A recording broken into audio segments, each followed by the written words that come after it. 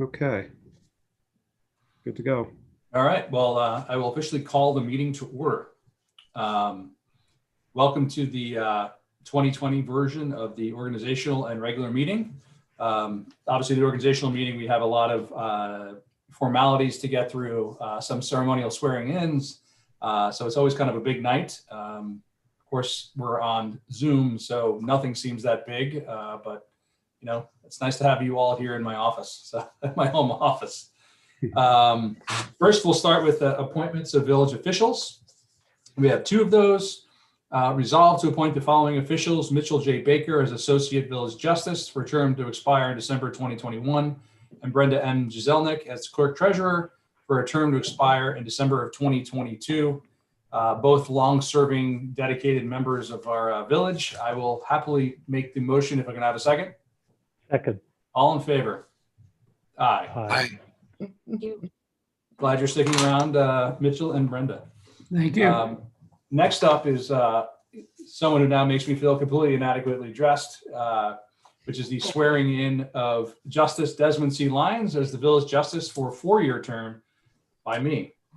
Brian, where's your tie? I thought you were going to put on a tie. You said. Oh, Promised me you'd have How a tie. about if I do this? Oh, I don't have a tie. Oh, there we go. No tie. Still no tie. Still no close. tie. So close. A little stiff, but Des, welcome back. We're so Thank happy you. to have you as our village justice, and Yeah, it's my honor to thanks. swear you in. So I guess I will ask you to raise your right hand, I will. and you can repeat after me. I, Desmond C. Lyons of the Village of Irvington, I, Desmond C. Lyons of the Village of Irvington, County of Westchester, State of New York, County of Westchester, State of New York, do solemnly swear do solemnly swear that I will support the Constitution of the United States that I will support the Constitution of the United States and the Constitution of the State of New York, and the Constitution of the State of New York, and that I will faithfully discharge and that I will faithfully discharge the duties of the office of village justice the duties of the office of village justice according to the best of my ability. to the best of my ability. Congratulations, and Thank you. the Thank 4 you, years will go guys. quickly, I'm sure. Happy to have you back. Exactly. Thanks, guys. Thank you. Now, Now you can take the tie off. not yet. Just gotta Not swear yet. people in. So now I will turn over. Now that I've sworn him in formally, I will turn the meeting over to him so he can swear in Mitchell Baker as Associate Village Justice for a 1-year term. We'll start with that one. Okay. Mitchell, how are you, Mitchell? I'm fine, thank you. And how are you? I'm well, thank you. Please raise your right hand Okay. and repeat after me. I, Mitchell J. Baker, Mitchell J. Baker, of the Village of Irvington, County of Westchester, State of New York, Village of Irvington, County of Westchester, State of New York, do solemnly swear do solemnly swear that I will support the Constitution of the United States that I will support the Constitution of the United States and the Constitution of the State of New York, and the Constitution of the State of New York, and that I will faithfully discharge the duties of the office of Associate Village Justice and will faithfully discharge the duties of the office of Associate Justice according to the best of my abilities. according to the best of my abilities. Congratulations, Mitch. Thank you very much. And I'm Thank so you, everyone. grateful to have you as a judge in the court helping out with your wisdom and Yeah. your temperament on the bench is tremendous. Thank you. Thank you for that Thank you, compliment. Mitchell. Thank you. I did notice that, Des, you didn't break it up nearly as much as I did to test Mitchell here in front of Well, everyone. I appreciate you doing that. I figure Mitch could handle more than me, so I was just I appreciate you breaking it down. Yeah, I did. I didn't want to see our village justice too tongue-tied. Yeah, wait till I get to Larry. It's just gonna be one sentence. He's just gonna read it all. Well, we'll do a paired one so we can move this meeting along. But swearing in of Mark Gilliland and Lawrence Lonke as village justices for 2-year terms by Village Justice Desmond C. Lyons. All right. Who wants to go first here, Larry? Or you can do them both. If you want to do your state. Oh, we your can do name. both. You All can right, do let's both do of them. that. Yeah. Yeah, in the interest of efficiency, let's do that. All right. So if Larry and Mark, would you please raise your right hands and repeat after me? Larry, you'll say aye. Larry, Lawrence Lonke. I, Lawrence Lonke, And Mark, you'll say aye. Mark Gilliland, I, Mark Gilliland, of the Village of Irvington, County of Westchester, of the Village of of the Village of Irvington, Irvington, County County of of Westchester, Westchester, State of New York, State of New York, do solemnly swear do do solemnly swear that I will support the Constitution of the United States that I will support the Constitution of the United States and the Constitution of the State of New York, and the Constitution of the State of New York, and that I will faithfully discharge the duties of the office of village trustee and that I will faithfully discharge the duties of the office of village trustee according to the best of my ability. according to the best of my ability. Congratulations to you both. We're very grateful to have you guys. Thank you. Oh, look at that. It's a PG Zoom call. Come on. All right. Welcome back, guys. All right. Thank you, guys. I think, is that it for Mitchell and I? Yeah, you guys are free to go. Okay. Okay, thank you very much. Have a Great. wonderful Thank you guys evening. so much. Appreciate Thank it. you, guys. Keep up the Thank good you. work. Good night. Stay safe, everyone. You too. Thank you. Next up is my appointment of Connie Kehoe as my deputy mayor once again. This is the 400th year we've been on the board together. So thank you, Connie. Thank you. Thank you, Mayor Smith. Next up, these are always the fun ones. I'm just going to read them. Resolved to hold the regular village board meeting on the first and third Mondays of each month of the calendar year, except in July, August, and September, during which months the board will meet on the third Monday. Additionally, the board will hold work sessions on the Wednesday preceding the third Monday each month. Regular meetings and work sessions begin at 7 p.m. All meetings held in the Village Irvington Hall unless announced otherwise. I will make a motion if I can have a second. Second. All in favor? Aye. Aye. Next up is a resolution to adopt an order of business for regularly scheduled village board meetings.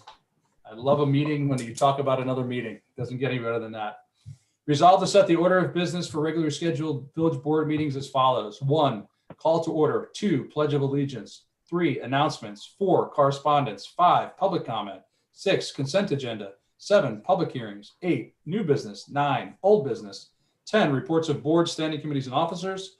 11, public comment. 12, review of action items. And 13, adjournment. I'll make a motion if I can have a second. Second. All in favor? Aye. Next up is resolution to adopt an order of business for resolution to designate official banks. It looks, Brenda, it looks like we eliminated some, but Brenda left. It looks like we eliminated some banks this year. Is that right? You're muted. Brenda. Yes. We eliminated 3 of the banks that frankly we weren't doing that other enough business with to warrant having multiple repositories. Some of the other banks were just doing better for us with our investments, and we're doing very well selling our bonds through our financial advisors. So I decided to consolidate some of those banks to get a better yield. And that's that. Excellent. So. Not that it's such a great yield, but you did what you could. Well, there was a reason. We really didn't need to be spread out that thin. Okay. Very good. Resolved to designate JP Morgan Chase, TD Bank, and the Westchester Bank as official banks for the deposit of village funds. I'll make the motion if I'm going to have a second. Second. All in favor? Aye. Can't lose momentum yet. Next is resolution to designate official newspapers.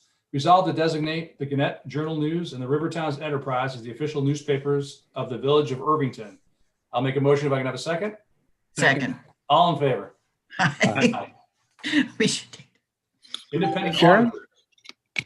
Resolved to designate the firm of PKF O'Connor Davies of Harrison, New York as the official independent auditor for the Village of Irvington. I'll make the motion if I can have a second. Second. All in favor? Aye. Aye. Thought you guys want to change auditors on me or something. I was worried there. No, we wanted to ping pong back and forth for seconds. Yeah, we should have met before to see who's going to be the official seconder. Approval of a purchasing policy. Do you want to talk about anything here, Larry or Brenda? we just increased the requirement to have a purchase order to $500. There've been so many that are coming through that it just becomes paperwork. And what we're going to be focusing on is blanket purchase orders instead of so many individual ones that we know we're buying certain supplies from a vendor to get the PO in there as a larger amount for a blanket for the year. So I think that'll help in managing departmental expenditure lines and eliminate some of the redundant paperwork. Good. Good plan. All right. Resolved to approve the purchasing policy dated December 7th, 2020. I'll make the motion if I can have a second. Second. All in favor? Aye. Did you want to talk about the investment policy, Brenda? I don't think there's a change, no change. It didn't seem to be too many changes. Other than the change of the bank. The bank, yeah, Bank. exactly. Elimination of some of the Okay. banking options. Resolved to approve the investment policy dated December 7th, 2020. I'll make a motion if I can have a second. Second. All in favor? Aye. Aye. Aye, we're getting it now. Resolution to set the date of the next organizational meeting, always looking ahead. Resolved to set the date for the next organizational meeting as December 6th, 2021. I'll make the motion if I can have a second. Second. All in favor? Aye. Aye. Okay. Volunteer appointments. I believe, Larry, you want me to read the names? Is that right? You should read the names, yes. Okay. Before you do that, All right. Brian, could I just Sure. have one clarification? Sure. Names that aren't appearing are not appearing because they have extended their appointments extend further than the end of this year. Is that what that's about? Yes, Just want to be sure because there were names that I saw that were obviously missing. sure. Yes, then, and actually there is one committee, I believe, that's not included on here, and that's the Green Policy Task Force. And it's simply because we want to nail down the names correctly, make sure that we have the membership proper. So we'll do that at the next meeting. But anyone that's not listed, these are only people whose terms have expired. Okay, thank you. And I will apologize in advance for butchering of any names with a name like Brian Smith. I'd never learned how to pronounce names, so. Resolved to appoint the following village board volunteer committee members. The Architectural Review Board as chair, Rocco Rizzullo, for a term to expire in 2025. Member, Michael Sirota, term to expire in 2024. First alternate, Randy Huff, 2023. To the Library Board as a member, Dominique Bacone, 2025. Planning Board, George Boyle, 2025, Kevin Thurman, 2021, and Dan McElgott, 2022. Recreation and Parks Advisory Committee, members, Allison Felix, 2023, Michael Smith, 2023. Tree Preservation Committee, Alan Richardson as chair, 2022. Member, Michael Bradley, 2022. Zoning Board of Appeals as a member, Arthur Semetis, 2025, and second alternate, Charles Flock, 2023. Further resolved to appoint the following ad hoc volunteer committee members with a term to expire in December 2021. Beautification Committee, co-chairs Rita Milo and Myers. Members, Mary Adamovic, Heather Bancroft, Claudia Gasparini, Andrea Kirsch, Pat Manfredi, Elaine Cardia, Maria Rascalo, Renee Shamash, Mary Nedvik, Tracy Everding, Climate Smart Communities Task Force Coordinator, Judy Frimmer. Members, Tom Thacker, Kate Crawl, Randall Dodge, Jazeline Sorrell, Nicola Coddington, Tommy Flanagan, Alea Hoopercar, Aurelia Tillman, Evan Parganos, Francis O'Shea, Charlotte Binns. And the Community Advisory Board co-chair, Chris Raymond. Base Committee co-chairs, Robert Grados and Francis O'Shea. Members, Tanya Hunt, Jen Moniz, Ray Ovetsky, Rick Rizzullo, Christy Schmidt, Tracy Burkham, Stephanie Manicascalo, Wayne Pasternak, JF Berry. Farmers Market Committee members, Lauren Billings, Melinda Chaplier, Pamela Grunstein, Sandy Sack, Catherine Kane. Holiday Happening Committee members, Beth Proper and Maureen Marinopoulos. Housing Committee Chair, Deborah Flock. Members, Karen Schatzel, Susan Robinson, Tom Thacker. I Ask Executive Board members, Gareth Evans, Allison Felix, Danielle Gamar, Juliet GM, that's how she goes by, she's the principal. Chris Harrison, Tanya Hunt, Maria Kashkin, Robin McCrae, Rick Rizzullo, Chris Raymond, David Sotile, Eric Spino, and Chris Henry. Open Space Advisory Committee Chair, Jen Blair. Members, Nikki Coddington, Jonathan Elwin, Gaylord Holmes, Chet Kerr, Leola Speck. Selma River Basin Advisory Board Member, Jan Blair. Traffic Common Committee, Walter Montgomery, Eric Goley, Alice Pacone, Mary Beth Dooley. Village Historian, Dr. Eric Weiselberg. War Monument Committee, James Brennan and Greg Nielsen. Irvington Woods Committee, Chair, Nicola Coddington. Members, Rocco Rizzullo, David Zweibel, Heather Bancroft, Mark Barachin, Elizabeth Severance Park, Eric Finterstock, Catherine Kane, Leslie Siri, Terry Tucci, Peggy O'Hara, Jane Berger, and Jeffy Holmes, Zoe Hamilton von Bauer. I will make a motion and apologize again for mispronouncing any names. If I can get a second. Second. All in favor? Aye. Aye. Okay. Trustee liaison assignments. We didn't talk about these much in advance, but it's not quite the dictatorship that it could be. So if anybody wants to change, we can talk about it after the meeting. But for the next hour, you'll have to be assigned to the same things you were for 19 and 20, which I'll just read out. Trustee Kehoe, Downtown Coordinator, DPW and Water in the Irvington Town Hall Theater. Trustee Gilliland, ARB, Building Department with Planning and ZBA. Open Space Advisory Committee, Traffic Calming Committee, Tree Commission, Green Policy Task Force, Climate Smart Community Liaison. Trustee Silverberg, the courts, the school board, the library, fire department, and the police department. Trustee Lonke, Housing Committee, Recreation and Parks, Irvington Woods, Nature Center and Trails, Face Committee, CAB, and the Farmers Market. In all seriousness, if anybody wants to change, we can talk about it either Wednesday, or you can send me an email. We can correct it at the meeting on the 21st. But for now, I'll make a motion if I can have a second. Second. All in favor? Aye. It's I'm locked in. willing to Can't give change up, Brian, I'll be willing to give up a couple of someone. A lot of these that you had for my name don't really meet that often. So Yeah. it sounds bigger than it really is. There's an impressive list, though. Yeah. Yeah, so we could talk about that, Mark. Thanks. Oh, now we're back to regular meetings. Announcements, checks over 25,000. We had two checks over 25,000.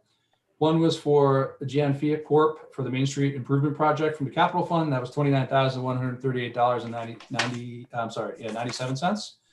The next one was for Waters Construction Company as part of the 2020 road milling and paving. And that comes from CHIPS and the Capital Fund. That was $259,977.40. The Irvington Police Policy Review Committee meeting, the first one will be on December 9th. That's this Wednesday at 4 p.m. and it'll be held via Zoom. Everyone's welcome to join. We will be appointing members later in the meeting. The village holiday celebrations obviously have been affected this year. We're still working out the details, but I hope to have a video of a tree lighting and a video of a menorah lighting.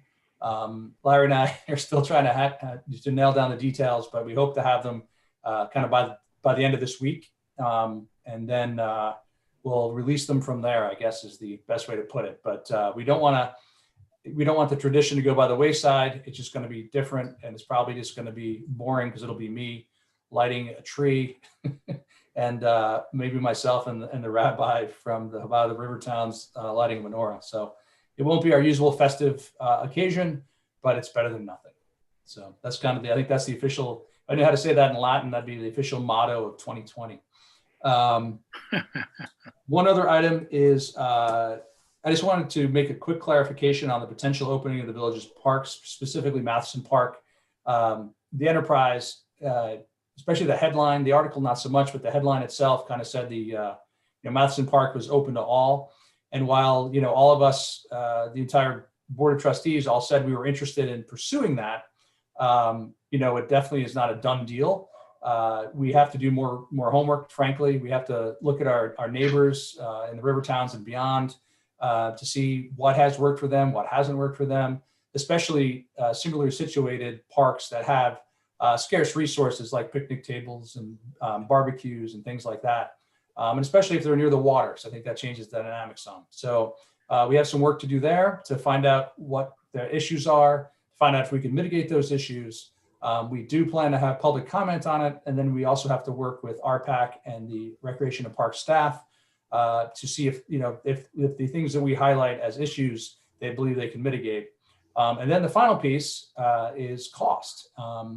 Obviously, any mitigations that we'll propose on any issues that we find will have a cost. And I think we're going to still have to weigh the costs. I think we're all hopeful that through, the great management of the Recreation and Parks Department, through, using, learning from the experiences of others, we can mitigate these things, and it won't be, something that'll break us, but we frankly don't know the costs, the associated costs. We're also going to talk to the police department about any concerns they have, the fire department, the ambulance corps.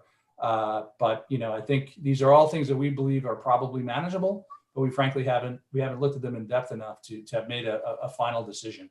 So I just wanted to kind of correct that, that headline that was slightly misleading. I don't think there was anything misquoted in the article per se, because it came from our meeting. But the fact that it was a kind of a done deal and it was just, we're just going to announce a date when we were opening up wasn't true. So I just wanted to publicly say that. I don't know if anyone else has anything else they want to add to that, but I just thought it was important to, allow the public to know where we stand on that issue currently. Yeah, I mean, I was just going to say, I think it's pretty clear that we're all supportive of the concept. Yeah. And we just want to make sure we can do it reasonably and not, be sorry afterwards, I guess. Right. And I would encourage my fellow trustees to reach out to other parks. And as I had mentioned earlier, not just the rec departments and park departments who have boots on the ground, which is certainly important, but also to speak to other representatives, trustees, village administrators, to find out what their experiences have been and what their decision-making has been as well. Larry, along those lines, I think I told you this, but I didn't tell everybody else. I'll reach out to Tarrytown and Sleepy Hollow to, cross section there. I think you've already reached out to a few towns as well. Yes, I've already reached out to Dobbs Ferry and Briarcliff. Okay. So if anybody else has, people or places you're interested in, let us know. You don't have to let us know now, but that way we can cover, kind of I can do Elmsford as well. I don't know how comparable Elmsford is because they're not on the water, but, maybe someone likes to be on the sawmill. But I can do those three. Anybody else have any other announcements? Otherwise, I'll go on to correspondence.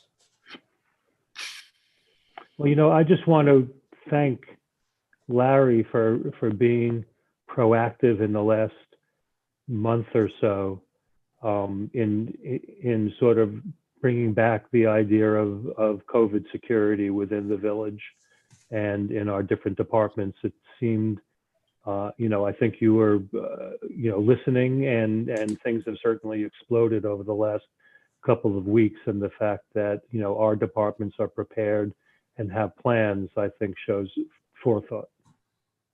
Yeah, I mean, I'll expand on that a little bit. And, thank you to Larry and all the department heads for, being able to so quickly adapt. But, I think that we're also, and it's kind of what I meant by my last from the mayor's desk was we're all sick of the, restrictions, whether it's wearing masks or not being able to get together with friends or go to restaurants or whatever it is. It's been too long, frankly, and it's kind of against our human nature. But we are literally at the worst time ever in our country. And, while New York has been avoiding it quite a bit, we're not now. We're starting to see our numbers explode again. Irvington, November was the second highest month, I think, after April for cases. And we seem to get 3 or 4 more every day. We see it with the schools, obviously. Dow's Lane is now closed. So K-3 is closed for the next 2 weeks. So we have to just do everything we can. It's not going to be perfect, but there's a lot of things we can do to mitigate the potential for the spread. And that's what we can do. That's all we can do. So keep wearing masks, keep washing your hands, keep interactions to a minimum. It's especially around the holidays, it's very rough, but it's the right thing to do right now. And I think we're going to see that explosion post kind of Thanksgiving, and it's happening now. So the hospitals are overwhelmed. We have more patients in the hospital in the United States now than we ever have. And New York is slowly but surely building up their numbers to, concerning levels again. So we have to do everything we can. And to completely switch gears and almost seem like a non sequitur, this will be our last meeting before Hanukkah. So we would like to wish everyone a happy Hanukkah and a safe Hanukkah. Hopefully you can celebrate in your house and use technology to celebrate with family and friends, around the world. But off to correspondence. First one's from Mary Salani, Saliani, sorry, Salani. I don't know how to say her name. Here we go again with my names. As a longtime resident of Irvington and member of the leadership of SURJ, showing up for racial justice Westchester, I and my family are in favor of making Madison Park and all of our parks open and available to the public. Our town is a beautiful place in which to live, and the Hudson River is a wonderful natural resource belonging to all. The parks are a destination, and open parks would also benefit the village as a whole, bringing more people to local businesses. Our town should be as welcoming as it is beautiful. Thank you, Mary Saliani. Hopefully I said it right one of the times. The next one is from Elaine Katz, whose name I know. Dear Mayor Smith and village trustees, I'm writing again to ask that the village board of trustees immediately lift the residents only restrictions that still exist for the majority of parks in Irvington. I know when I first moved here in 1994, the village lore, not law apparently, was that there's deed restrictions on Madison Park that prohibited non-residents. Thanks to the diligence of Chet Kerr, and I will add Marianne Stashich, we have learned that there are no such restrictions. There is no impediment to opening the parks except a backward, privileged, racist legacy that I want removed from the village so I can call home, and would hope that you too would join me in that goal. The time has come to forge ahead in this noble, important gesture. Let's make Irvington for everyone a reality, not a myth, or worse, a joke. Let's strive to be a welcoming community so many of us purport to want Irvington to be. As a trustee and a mayor, I ask you to lead by example, dragging, if necessary, the people who are stuck in the past. The day has come.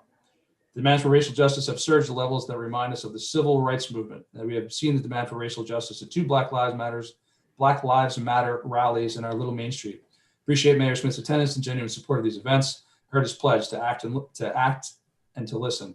If you're listening, I think you can hear that it's time to open our parks. It is time to hear that go a long way to make both our residents and neighbors of color welcome. Residents only signs scream a clear racist message. You are not welcome here. I urge you in our Little River town haven to your part to dismantle the racist legacy of the United States. Please lift the residents only restriction worthwhile. Regards, Elaine Katz. Next is from Peter Joseph Agovino.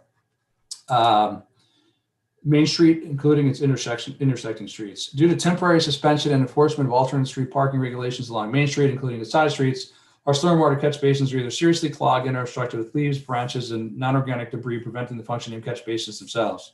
As we already know, a catch basin or storm drain is a curbside drain, the sole function of collecting rainwater from our properties and streets and transporting to local waterways through a system of underground piping. So what's the problem with leaves? Leaves, although organic, will eventually clog the drain and will cause flooding. Additionally, when the organic material reaches our waterways, it decomposes and robs the Hudson River of oxygen that is needed for aquatic life. Furthermore, it's becoming extremely unsightly. The remaining leaves are now sharing its space with plastics, metals, and other non-organic waste for one reason or another, never made through its garbage receptacle. Since we're left with a reasonable window of time before we reach freezing temperatures, we still have an opportunity to look into a remedy to correct the condition described. Thank you kindly, Peter Agovino.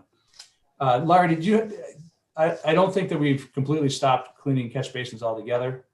I mean, I know I just saw the street sweeper going around town, but yeah, we haven't stopped, but it's certainly a challenge without the alternate side parking restrictions in effect.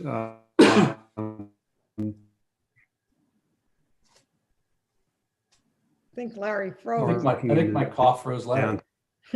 Now, and putting the alternate side in effect, just not the right answer. We didn't hear most of Larry's answer, but I believe what he was saying was with all the work, first with the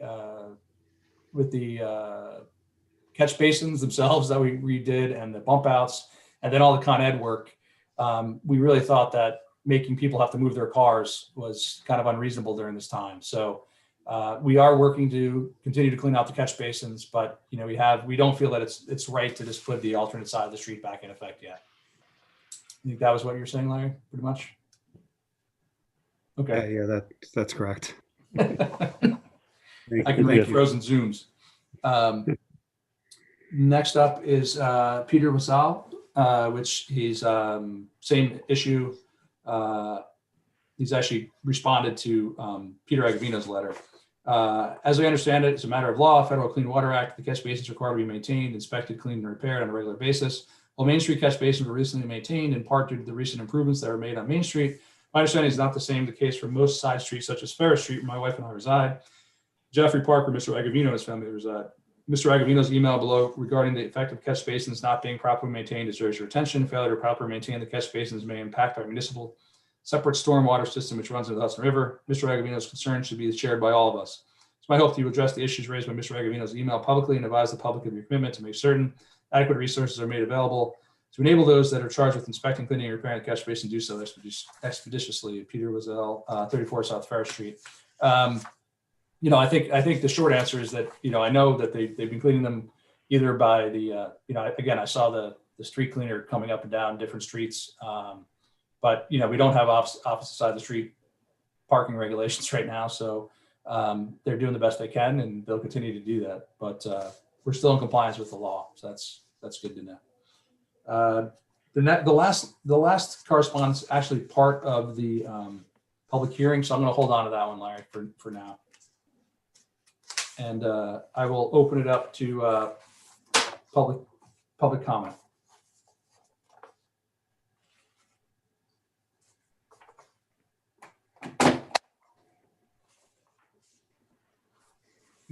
David Seller. Hi there, this is Ann Altman calling. Hey, Honoria. Fine, how are you? Good.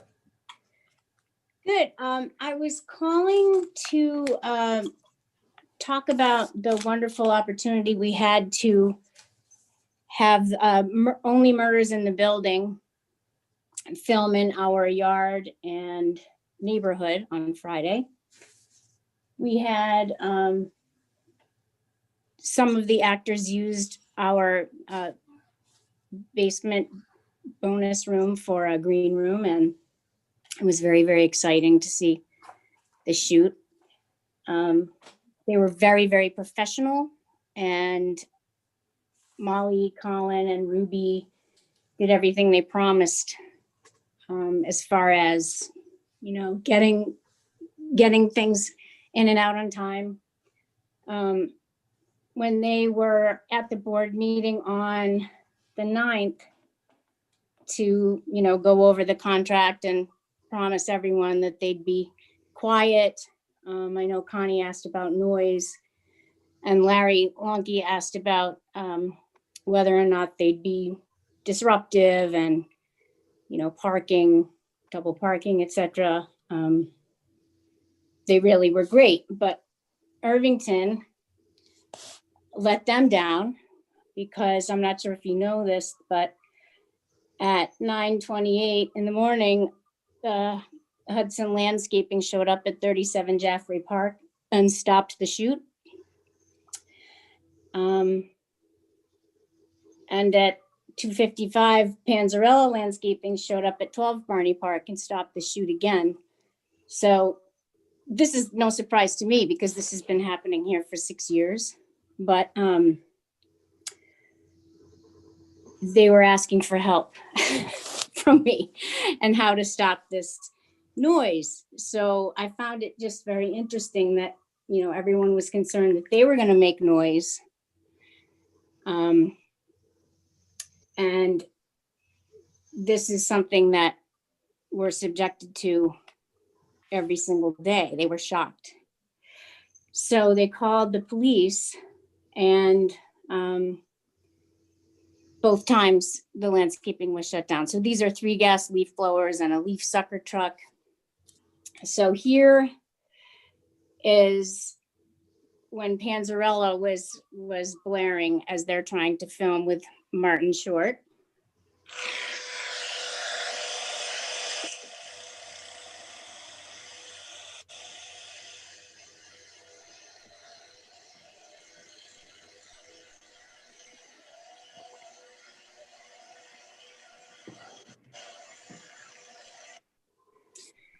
And then this is a minute later.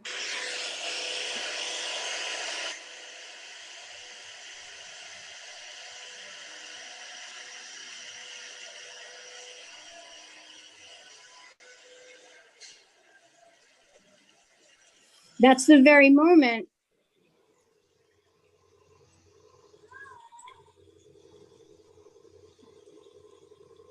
That's beautiful Barney Brook you hear now.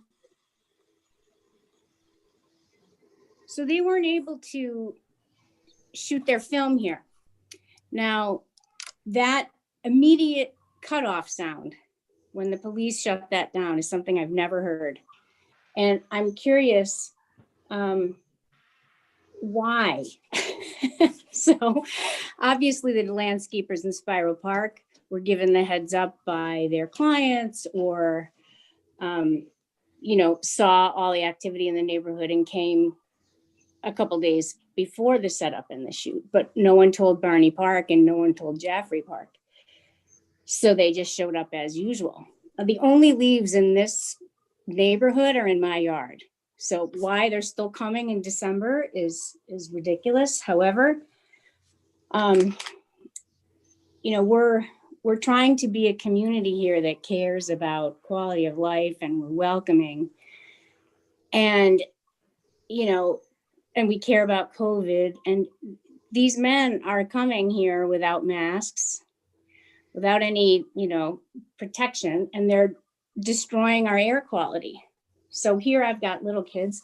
Everyone in this neighborhood has little kids. And now Dow's Lane is closed. So we are really, strapped for ways to get exercise and fresh air. Today, ADM was here in Spiral Park with 2 gas leaf blowers for 2.5 hours. And my children were mad at me that they couldn't go outside and play in their own yard. So, if we could just, eight days from now, no one's gonna be able to use gas-powered leaf blowers, so.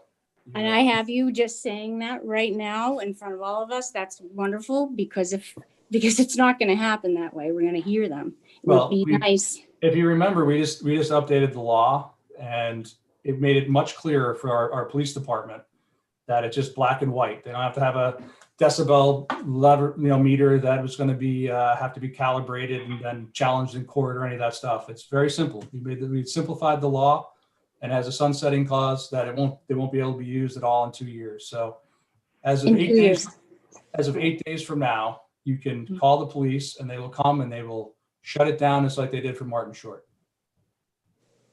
That is what we told our police department. We've made the law very simple for them. They don't have to check the manufacturer's, number and find out what kind of machine it is. It's just going to be, you can't use a gas powered leaf blower. It's the 15th of December.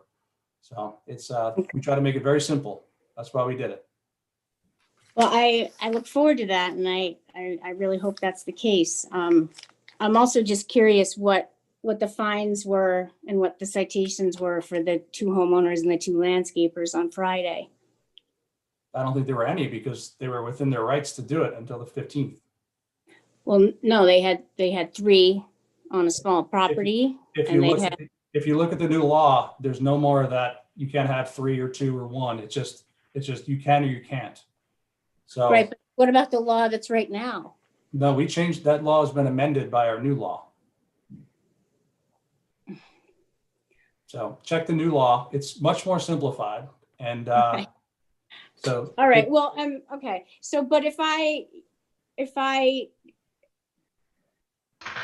would just like to know that at least there were calls recorded and the person doesn't have to be Martin Short or Steve Martin, because, if you call on December 16th and say there's gas powered leaf blowers, they show up and people are using gas powered leaf blowers and they let them continue to use it, I will personally drive down and make sure that the ticket's written because we've simplified this. We've made it very clear.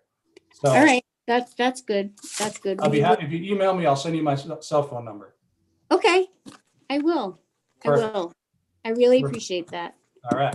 All right, thank you. Anybody else, Larry?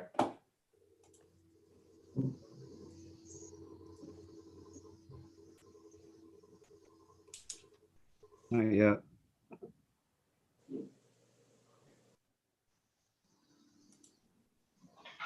There's another chance at the end. So I will push ahead to the consent agenda. If anybody had any questions or comments on the consent agenda. Otherwise, I'll make a motion to approve the consent agenda. If I can have a second. Second. All in favor? Aye. Next is the continuation of a public hearing to consider a local law amending the zoning code to create the North Broadway Mixed Use District.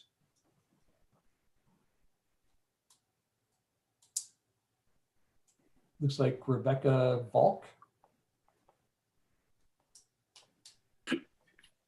Excuse me. Okay.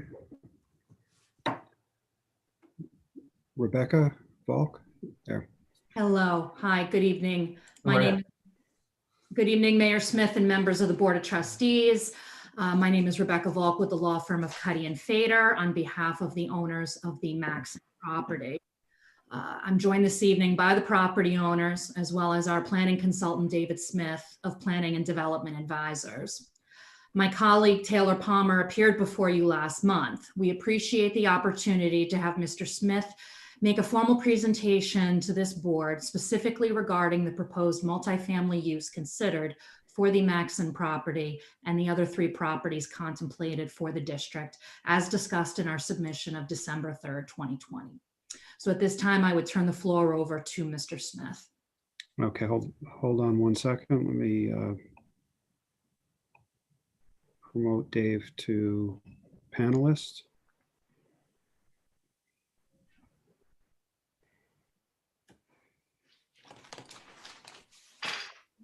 Okay. There he is. Okay. Good evening. Hello, Dave. Okay, you can hear me fine? Sound good, Dave? Okay, Yeah. good evening. Pleasure to be back with you again as the board continues the ongoing review and creation of the North Broadway zoning effort. And I think, as Rebecca had indicated here tonight on behalf of the estate of Stanley Rubenzahl, and Hannah Rubin and David Rubenzahl are both with us. And I had an opportunity to speak with them earlier today. And I think I'll keep my remarks fairly brief. But I think part of what I wanted to start with, I think, Mayor, you had mentioned at the last meeting that the zoning has gone back and forth, and there's been some recalibrations, and I think some of the edits may not make everybody happy, and I think part of that is looking at some of the revisions with respect to density. And I think what is refreshing is that there's an effort to identify diversity in housing. How do you make that happen? We've targeted specific locations within the village. We think that this particular location has the infrastructure to support development and kind of development that the village is looking for. I think one of the comments that I had at the last meeting was that you had some input from, or some initial input from your housing committee. And I think at that meeting, they may not have had enough time to review the entirety of the text. So I would just ask you at some point in time, circle back with them, see if they have any additional comments. I think one of the issues that I raised that last meeting was whether they had any input on senior housing. And we talk about that in the submission that we made dated December 3rd. So with respect to the diversity in housing, this was an issue that I touched on briefly in one of the presentations, and we talked about this concept of aging in place. And again, I'm getting back to the types of uses that we would still like the village board to consider. And with respect to aging in place, this is a concept where there are specific communities, continuing care retirement community, or some of those variations where a couple may enter a facility, and they may enter as independent living, and then as time and conditions change, they transition. And so they're able to essentially remain in the community where they have established relationships, have societal contacts, and remain in a facility where essentially they can spend the rest of their years.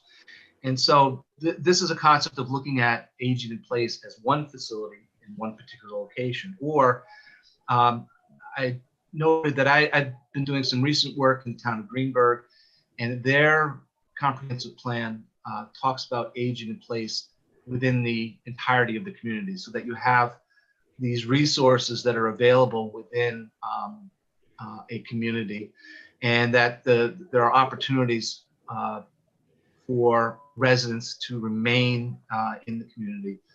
Again, the similar concept. So one of the issues, while you're still contemplating the language, is that we would ask you to still consider the ability to incorporate some type of senior housing as part of the proposed uses. And I think when we get to some of the discussions on development program, we had evaluated the development program at point 3 and point 4 as spelled out in the code. And I think one of the issues is that if looking at development program at the point 4, and I think we've provided graphics that illustrate how through distance or topography or landscaping you can effectively screen a building that size on this particular property. But I think one of the issues that I had is that, all right, so the village is contemplating allowing for lack of a better term, a box, where you've got approximately 68,000 square feet or some odd of program. And inside that box, you're saying that it's okay to have multifamily as a permitted use, but not for senior housing. And so I'm struggling a little bit with trying to understand what's, are the differences so stark that you wouldn't want to have seniors inside that same box as opposed to multifamily. And so there are pluses and minuses with each of the uses. Obviously, with the senior housing component, there are no impacts to the school district. There's still tax generation from a project like that. And there are other aspects that have different impacts when you start to compare multifamily and senior housing. But I would hope that, and I think it's on our client's behalf, that the village would still consider some type of senior housing as a viable option of permitted use within the multifamily district that you're currently considering. With respect to development program, my clients have had an opportunity to speak with people in the development field about the potential for redevelopment of the site. And I think, Marianne, you had mentioned, I think in one of your conversations with Taylor, that you had also had some outreach with the development community, just to kind of have a reality check on how this could be applied and how it could be implemented. And I think one of the issues that I have when I'm dealing with the development community and developers in particular is that the certainty of outcome is an important aspect. And in the code right now, you have the baseline of 0.3 with the discretion of the village board to bump that up to 0.4. And then there's 0.45 if you're preserving an existing building that has architectural and historical character. And so one of the things that, with respect to promoting diversity in housing and helping to achieve that, is by creating a more certain outcome from the development community, understanding that there still needs to be an environmental review. You still have to evaluate traffic and water and sewer, but we're suggesting that the village board consider setting the baseline at 0.4 for multifamily development.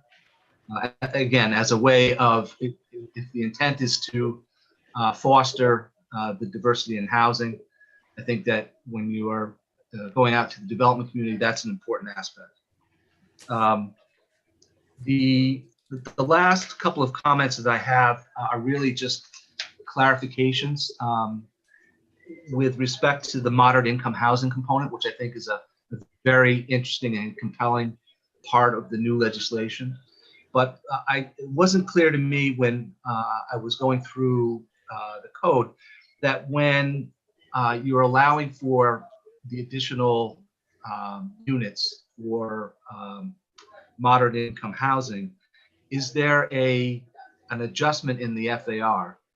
Because my concern is that if you're allowing for additional units and you're putting those units in the same box, this 68,000 square foot box, then essentially you're making all the units smaller. And I don't know that there's an incentive for a developer to want to pursue the moderate income. So that would be one thing that I think the village would want to have some clarity, unless Marianne, you have. No, you're right, Dave. That's how it's drafted. The only bonus was for number of units. There wasn't an additional bonus, a coverage bonus or FAR. But certainly that's something the board, could think about in terms of making the bonus meaningful or actually an incentive. I'm not saying I'm good. I'd recommend it, but it's something that I think we'll discuss. Great, that's great, and I think. Along with in that same vein as you are considering these additional units, whether there's some flexibility with respect to setbacks. And I think you have some of that already when you're looking to maybe encroach upon that 250-foot setback from North Broadway. I think that's in your discretion. But I would think as you're trying to apply and get additional units, there may need to be flexibility in design with respect to some of the setbacks. So I think that summarizes the comments and concerns. I think there's been a long process, and I commend the village for continuing to try and move this zoning effort along. And we appreciate the opportunity to present to you what our concerns are, how we all may get an outcome that's a win for you and for the community and for Hannah and David and their estate. So Mayor, happy to answer any questions. I was back to the senior housing piece. Yeah. Other than having kind of nursing care and things like that, that would make it more of an assisted living facility or a nursing home, that type of thing, which I guess wouldn't be permitted. Like what else is preventing the potential for, say, senior, 55 plus housing or that type of development? Well, I think we'd want to have it as a permitted use, active senior, or I think you would in the initial language you had some definitions that talked about the different types: independent living, full care. If you wanted to restrict it, you could restrict it to active senior housing or something along those, independent living, if there's that type of concern. Some of the senior housing has more intensive needs. Skilled nursing or assisted living sometimes has issues with calls to service for ambulance, but that can get addressed in other ways by having the specific facility have their own service supplied in-house. That's often a common request, particularly in the town of Greenberg, where we've been reviewing. Can I follow up on Brian? If I understand what Brian was saying is, why couldn't you just forget the continuum of care? You could have senior housing that would be allowed, right, in any one of these. Pure senior housing, and it's of that component, the independent living. So it's right, just the independent living, or were you saying that assisted living is a separate? saying is under this zoning, you could have it. I think what you're saying is that doesn't work. What you think needs to be in there is a continuum of care, meaning senior as independent, then assisted, then. No, well, not. what I was trying to get at in my comments is that it's my understanding right now in the village, there's no senior housing product, for lack of a better word.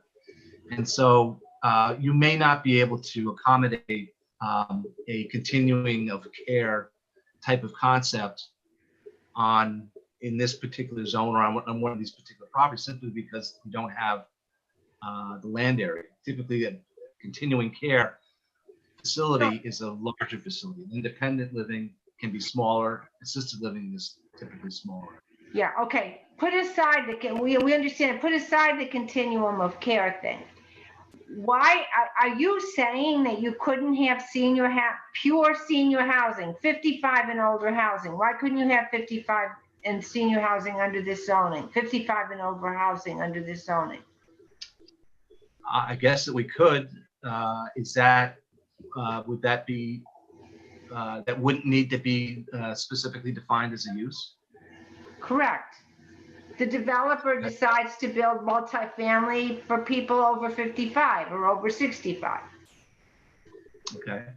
Yeah, I was going to comment on the same thing because we have spoken about that as a positive, that there could be a developer who would particularly adjust the elevators, the edges of buildings, the kinds of things that make housing attractive to seniors. And I think we even mentioned the demographics that we got from Norma Drummond, that the number of seniors in Villages Irvington and others has increased. So I don't think that's something that we have ever looked down upon. I brought it up quite a while ago, and I looked into several places across Westchester, and as Mary Ann and I think Brian are expressing the same thing, that a developer could do this. You know, I think many of us would be very happy that that would happen.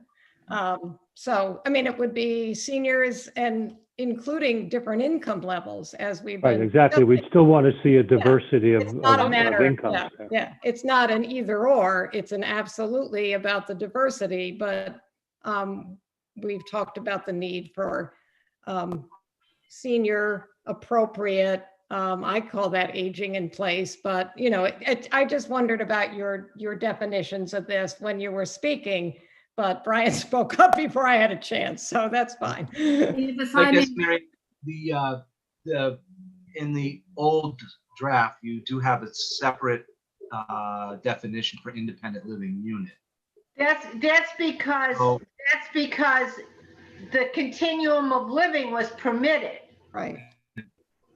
So, Okay. yeah, and if the continuum of living was permitted, then you would have to say the three components of that are independent, assisted living, and skilled care, whatever the three terms were. So that's why it was defined. But the fact that it doesn't need it would just be like regular multifamily housing. And it's up to the developer's choice who he wants to market it to and who he wants to design it for. Dave, this is Rebecca again. So what I'm hearing though is from the board is there's a difference between independent senior living and assisted living facilities, and what is not provided for in your code is assisted living. Notwithstanding the comprehensive plan update listed that as one of the recommended uses for this. So I think we're concerned, kind of following up on Dave's comments about the continuum of care, is this would limit us to solely independent senior living, whereas assisted living does have some differences. Yeah, we understand. And is there a reason the board is no longer interested in having assisted living? Brian, you're on mute. I'll speak for myself here. So that's the only person I can speak for. But you know, I think we wanted to eliminate additional commercial uses, and I think the thing we kept hearing about assisted living is that, there's shift changes, there's, it's a commercial operation that goes beyond even office use. It's, 24/7, 365, you have people visiting, that sort of thing. I think additionally, there's concerns about, some of the viability of the whole model. I think you look at Brightview and Tarrytown, the last I heard, they weren't even half full, so I keep hearing about how there's such a huge need for this. And then, we don't necessarily see it. And it's just not, we would much, and we also feel that for some reason, it seems to be the one that everyone thinks makes a lot of money right now. So it'll be much more likely to have that happen. And if we said you can have a continuum of care, it'd be all assisted living. We wouldn't have any, affordable units. We wouldn't have any of the things that we actually truly, I think what's happened from the comprehensive plan to now is, as a board, we've put affordable housing much higher on the list. Before it was in the mix, but we moved it much higher on the list. It's probably 1 through 7 for me on the list. So, another assisted living facility for me in Irvington, so people can say that we have one in Irvington, is like 6 million on my list. So I have very little interest in assisted living, because to me, the opposite of affordable housing is charging someone $35,000 a month to be able to go to the 5-course dining room. So that's my personal bias on that. But I've just heard so many stories of bad experiences with assisted living, with people suddenly not being able to afford $7,500, $8,500 a month, and they have to leave and they have to go to a horrendous nursing home with what they can afford. So it's not a model that I'm really excited about. I am very excited about having more diverse housing stock in general. I'd be very excited about having senior housing in Irvington, but assisted living to me, if there was such thing as, kind of affordable assisted living, I'd probably be into it. But, a lot of the models I've seen too that say, well, we'll set aside something or whatever, don't really work well to me, because, it's not all about the living part. It's also about the add-ons and the, someone that comes and gives you your medicine is an extra $300 a month. What are you gonna say? It's only gonna be 140 if someone, can't afford it. To me, it's just, it's not an easy substitution for affordable housing. And then the other major model obviously is, they can just pay into a fund and you can develop senior housing.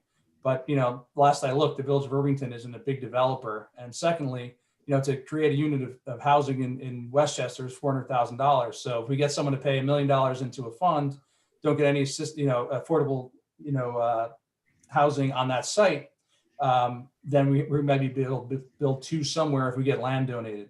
And the last thing is that these really are the last large pieces of, undeveloped land or not completely developed land. Like so much of the land in Irvington, if you look to the north, the multifamily there, it's completely built out.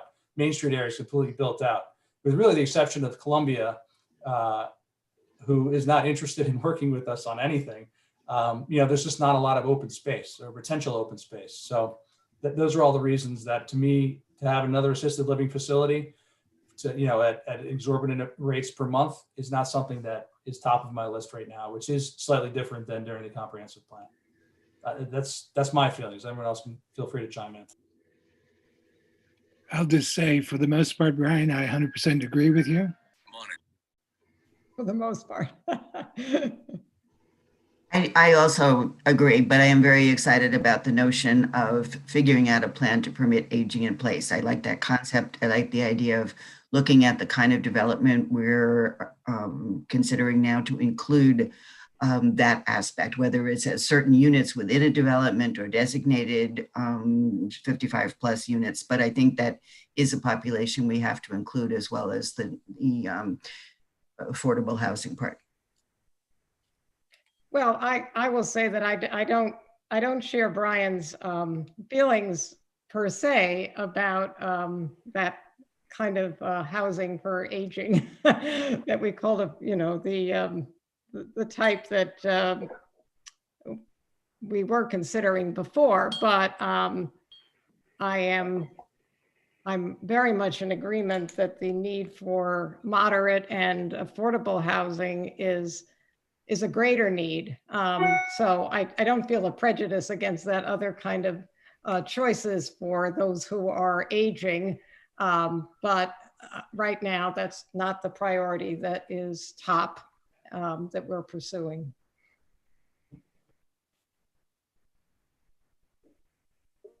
I would just ask if there may be an opportunity to continue this public hearing and perhaps respond to some of the comments, because the concern I'm hearing is that there's a belief that one business model of assisted living will always be the same business model for assisted living. And I think we should be provided the opportunity to respond to that. Well, we're not going to be voting tonight, so you'll have the opportunity. Thank you. Sure.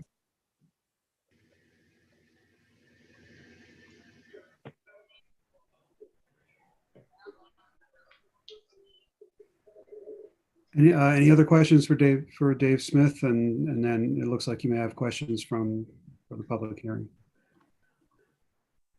No?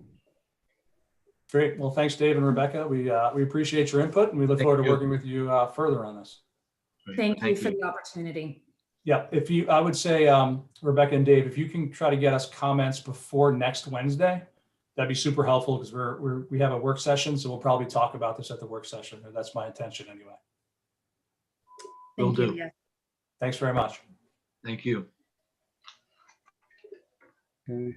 Looks Hold like on. Katerina has her hand up, Larry. Yep. Yeah, just give me a second here. Sorry. Okay. Okay. Katerina, there we go. Hello, good evening. Do you hear me? Yes. Yep. Okay, very good.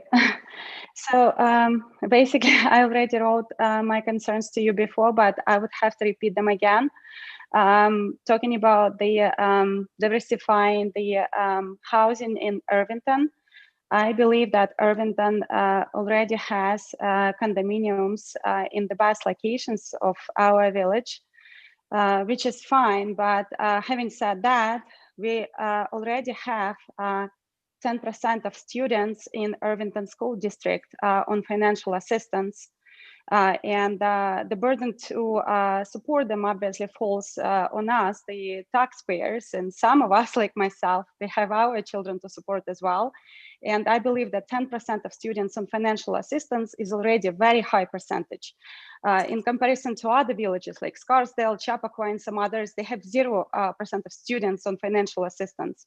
So I believe that Irvington is doing its part, and it's great, but I'm afraid that we're already stretching too thin, especially given the fact that Irvington has the highest taxes in Westchester, and because Westchester has the highest taxes in the country, I'm afraid that we're paying the highest taxes in the country here in Irvington. And building more multifamily affordable housing would place even higher burden on us, single family homeowners, which would devalue our properties even further. And I already have my personal connections who are selling their houses right now, and they have troubles with that. And for a very good reason, because the property taxes are too high, the schools are falling in their ratings, and so on. So I'm just afraid that we are stretching too thin. And I'm afraid that that creates the spiral for the down spiral for the single family housing here. Thank you. Thank you very much.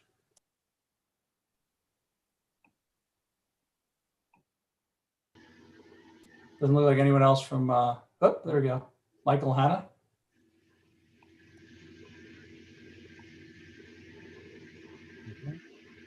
Hi there. Hey, Michael. Hello, Michael. Yeah, thank you for continuing to discuss this issue. I'm coming on a little late, so I just had 3 quick, hopefully easy questions. Was there discussion about potentially lowering the level in terms of qualifying for moderate housing? Have you discussed that? Because I know that the number was very high. I wrote earlier a couple of weeks ago about that. Yeah. Again, I'll answer for myself, but we haven't discussed it as a board yet. but that's probably the biggest topic of conversation for next Wednesday at our work session. Okay. Again, when we put those numbers in, it was kind of like a starting place to discuss, and I think that as we hash them out, we will, probably be revising them, is my short answer. Very good. And I guess, my understanding is that housing stock is quite limited in the village and the variety as well. So I think this is overall a great effort that you as a village or leadership are moving forward on. And I guess I do remember, has there been a sort of, I think I heard you say, Mr. Mayor, that there's a projected more revenue would come from in terms of tax revenue. I think that's one of the interesting misconceptions from the complexity of our tax laws in Greenberg are the fact that condominiums typically or always pay less taxes because they're taxed as commercial property, so they pay less taxes than single-family homes. So that's true right now, and until Greenberg decides to change that law, that'll be the case. So if a single-family home or a multifamily home changed to a condominium, there definitely would be a greater tax burden on everybody else because they would be paying less taxes. If these were all built as condominiums, it would just be a bigger pie. So it wouldn't be redistributed. It would just be additional revenue for the schools, for the town, for the county, and for the village. So this isn't going to be one of those where it's going to eat into other people, increase other people's tax burden. This will just be additional revenue for all of the entities, including the schools in the village, with additional building, like any other building that would go up.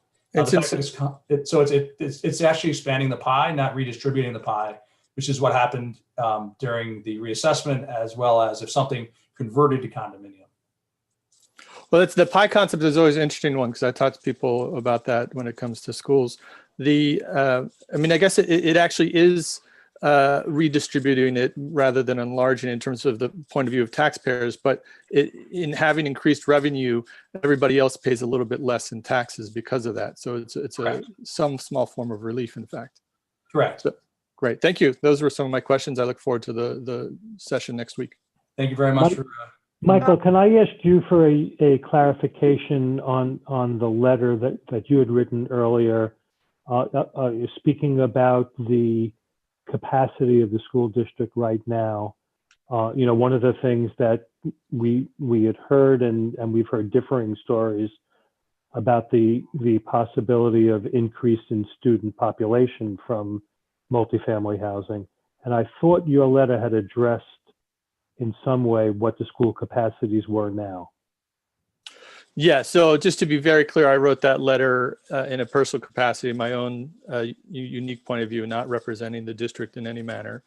And so as we know, there's been very little new construction. In fact, sadly, I hear the one project that has been moving forward has stalled, if I understand correctly. I just heard that recently. So there's been very little construction in Irvington over the last 2 decades, but in the 90s there was significant, and the district grew, and as many of you know, the middle school was added, and the district literally increased from a little over 1,000 to just over 2,000, and currently our total enrollment is between 1,700 and 1,750. So we're down about 250 from where we are. There's been some, sometimes we go up by 10 or 20 or 30 students, and sometimes we're down 10 or 20, but it's been pretty steady over these last 5-7 years. So that's just an informal, I think as I've heard you discuss, you can always reach out directly to the district for, documentation and not just someone's word. That was another interesting, someone else had written us a letter that said, the average spending per pupil, which I don't know if you know what it is off the top of your head, Michael, but let's say it's $30,000 per pupil, which I think is slightly overstating it. It's a little bit more, but that's an average. It depends. There's different types. There's general education spending. There's special education spending. There's there's a variety of ways to look at it. Well, if 30,000 is in the ballpark, I can use it for illustrative purposes. So if, in other words, the person said, if we have another 10 students, that's going to be $30,000 per student. So that's another $300,000 a year that'll be in expenses. and that's not really how it works. I guess if it was 30, special education. Or a new class of kindergartners is usually how we look at it. Every year, the district looks at how many new students are coming in, and usually it's distributed across the district, like you're suggesting, in which case the impact is fairly minimal. Right. So, but sometimes you have this year a number of families moved from the city to Irvington. There was actually quite a rush. A number of buildings I've seen sitting for a couple of years have sold now in this during this time. And so you get to that point where, well, are we going to have 6 classes or 7 classes? And usually that may require an additional teacher for that. And I think to me, it's you can't multiply. That's for sure. Right. No. 30,000. There's going to be. It doesn't work that way. You're right. But there is the potential for adding another class, which potentially could follow through all 13 grades. But hopefully it would be distributed, and so I don't think you can do the simple math, is what I'm saying. If we had another 30 students, that'd be, another, $900,000 or whatever it is to the school cost. It could potentially bring down the per student cost per head, actually. But that was just something else someone brought up. I think another one of the kind of misperceptions that each extra student is another $30,000 a year, which depending on the circumstance, it's probably not. But I think you're absolutely correct. All right, thank you. Thank you. Appreciate you coming to another board meeting when you have your own. Yes. You're welcome to follow ours tomorrow, 7:30. I have another meeting, sorry. Tom Thacker wrote, could you clarify for the public that there's no financial assistance provided directly by Irvington taxpayers to public school students? And yeah, I think we just pay the taxes we pay. I don't think it's, it's not like we're supporting 10% of the population. Maybe 10% of the population qualifies for breakfast or lunch or whatever, but it's, again, it's not a direct cost.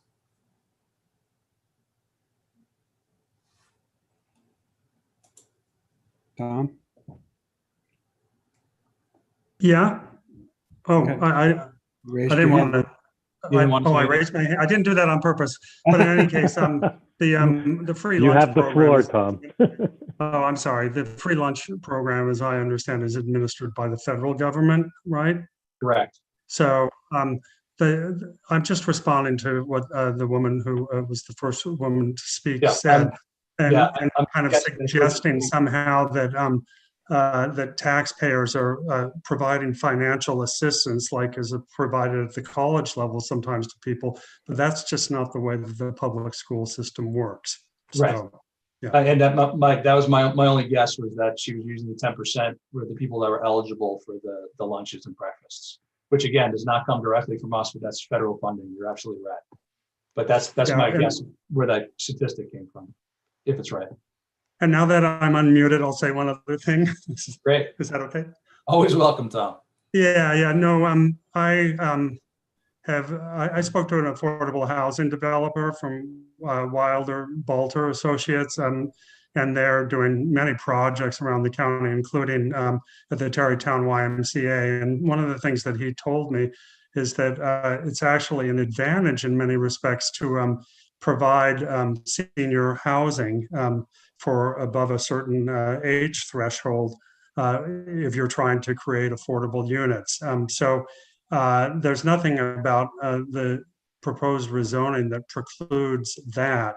I think that really what you guys were talking about is what's known as what my mother-in-law is down in Georgia, which is progressive care, which is I guess what he called aging in place, but the idea that you can kind of move to various stages. And it's certainly possible. And he said a different model for that is having that exist in different parts of the community, so that you could have senior housing in the newly rezoned parcel, and then people who kind of aged out of independent senior housing, they would go either someplace else in this community or another community. So, yeah. I think it probably makes sense for us, even though, as you say, it doesn't exclude it, to maybe explicitly mention, active senior housing or whatever that term is. And then the last thing I would say, if I'm still unmuted, am I? Yep. Yes. Yeah, as what David Smith said concerned me a little bit, which is talking about it being a win-win for the board, for the community, and then the estate of the former or the deceased owner of the Maxon property. And I guess my concerns are much less for the estate. Obviously, you want them to be able to sell the property, and you don't want to zone it in such a way that makes it completely impossible, and the property stands empty, for decades or whatever. But on the other hand, I don't think that the needs of the estate should drive the zoning process. So, yeah. Thanks. I think where we keep it in mind, Tom, at least in my opinion, is we want to make sure that what we're zoning is viable commercially. Right. That, and I think that's what we're trying to come up with. Otherwise we just come up with our wish list of, maybe just affordable housing and, that type of thing. But that's why I think we added some of the workforce housing in there, because it can offset the cost for some of the affordable. So that's I think that's where we're trying to find that balance. But I definitely understand what you're saying. Yeah, no, I support finding that balance. Thank you very much. Looks like Katarina's back, Larry. Yep, hold on. Okay. Yes, hello again, I'm back. Hello. So when I spoke about the students on financial assistance, I did not mean the free breakfast and lunches that are being provided. No, I meant the cost which the village or the taxpayers pay per student per year. And if we believe the numbers from Westchester Magazine, if I'm not mistaken, it's about 36,000 per year per student. So we can all do our math, counting how much 10% of student population costs the taxpayers. Also, I have a question here as well. I remember that during the last meeting, Mayor Smith mentioned that somehow it's been calculated that only 0.2% of children is expected in the new multifamily housing. So I'm just surprised where this number is even coming from. Was there any kind of research done on this subject? So, because I honestly do not believe it's a realistic number. And I think that many families would be willing to move into Irvington just to educate their children. So I think that this number will be a lot higher in practice. Thank you. I'm trying to find my printout. Brian, would you want me to explain where I got the numbers from? Sure. Yeah, I'm trying to find. You sent me the printout. What I did, Larry and I gathered from each of the multifamily developments in the village. Some of them were rental, some of them were condo, and figured out how many looked at how many units there were and how many students came from there. And the average per unit is 0.2. The absolute greatest was 0.3 students per unit. So if you're going to have if there's going to be 60 units, then you're going to have most likely 12, but at the most 18, because nobody had more than 0.3 students per unit. And so it was based not on like abstract numbers, because those numbers are there, but we didn't know. We wanted to say specifically for Irvington, because you've got a better school district there, how many come out of the multifamily. So we looked at all the multifamily developments, and that's how we came up with the number. So it's as precise as you can get, actually. So as kind of like Katarina, Cedar Hill is the lowest. They have 90 units and they have 7 students, or 0.08. The Burnham building, which is affordable, I believe, right, Larry? All affordable? It's I think it's all. Yes. Yeah, so they have 22 units and they have 6 students, which is 0.27. The largest is Half Moon North and South, which they have 204 units and 62 students, which is the 0.3. So that's why we use the highest number, the 0.3 number. as And there were a lot, Brian, you should also point out that there were, while you did say the 0.27 and 0.3, there were a whole lot lower than that. Like there were about 6 or 7 developments that were way under 2 or even under 1. like the ones immediately north. So like 140 had 120 units and they had 20 students. 100 that was 140. 120 had 88 units. They have 17 students. That's 0.19. So yeah. So actually, if you took the average, it was about 0.2. Yeah. But I think what we found was, saying it's going to be a student per unit or something like that seemed way off base. Yeah. I know that's what people think, but it just doesn't happen that way. Kimberly Raby says, I appreciate the analytics. These are existing, not new units. I think the research needs to be based on new developments. I think if we did that, we would be, using the from a book, and I'm guessing they're probably gonna be even lower, but we can definitely look into the, what the developers, or engineers guides tell us that it should be. So we can do that as well. Well, you're going to get lower numbers. These Right. numbers are much higher than you would get by using any of those. I agree. But, we can, it's just, I think there's nothing as comparable as our, I think you can say, even if you're off by a factor of, 10%, then you're at 0.33 at the max, so it's and I think also, the likelihood of building all the units in this are very low. If we get one of them built, it'll be about 60 units, and that's what we can kind of expect, so.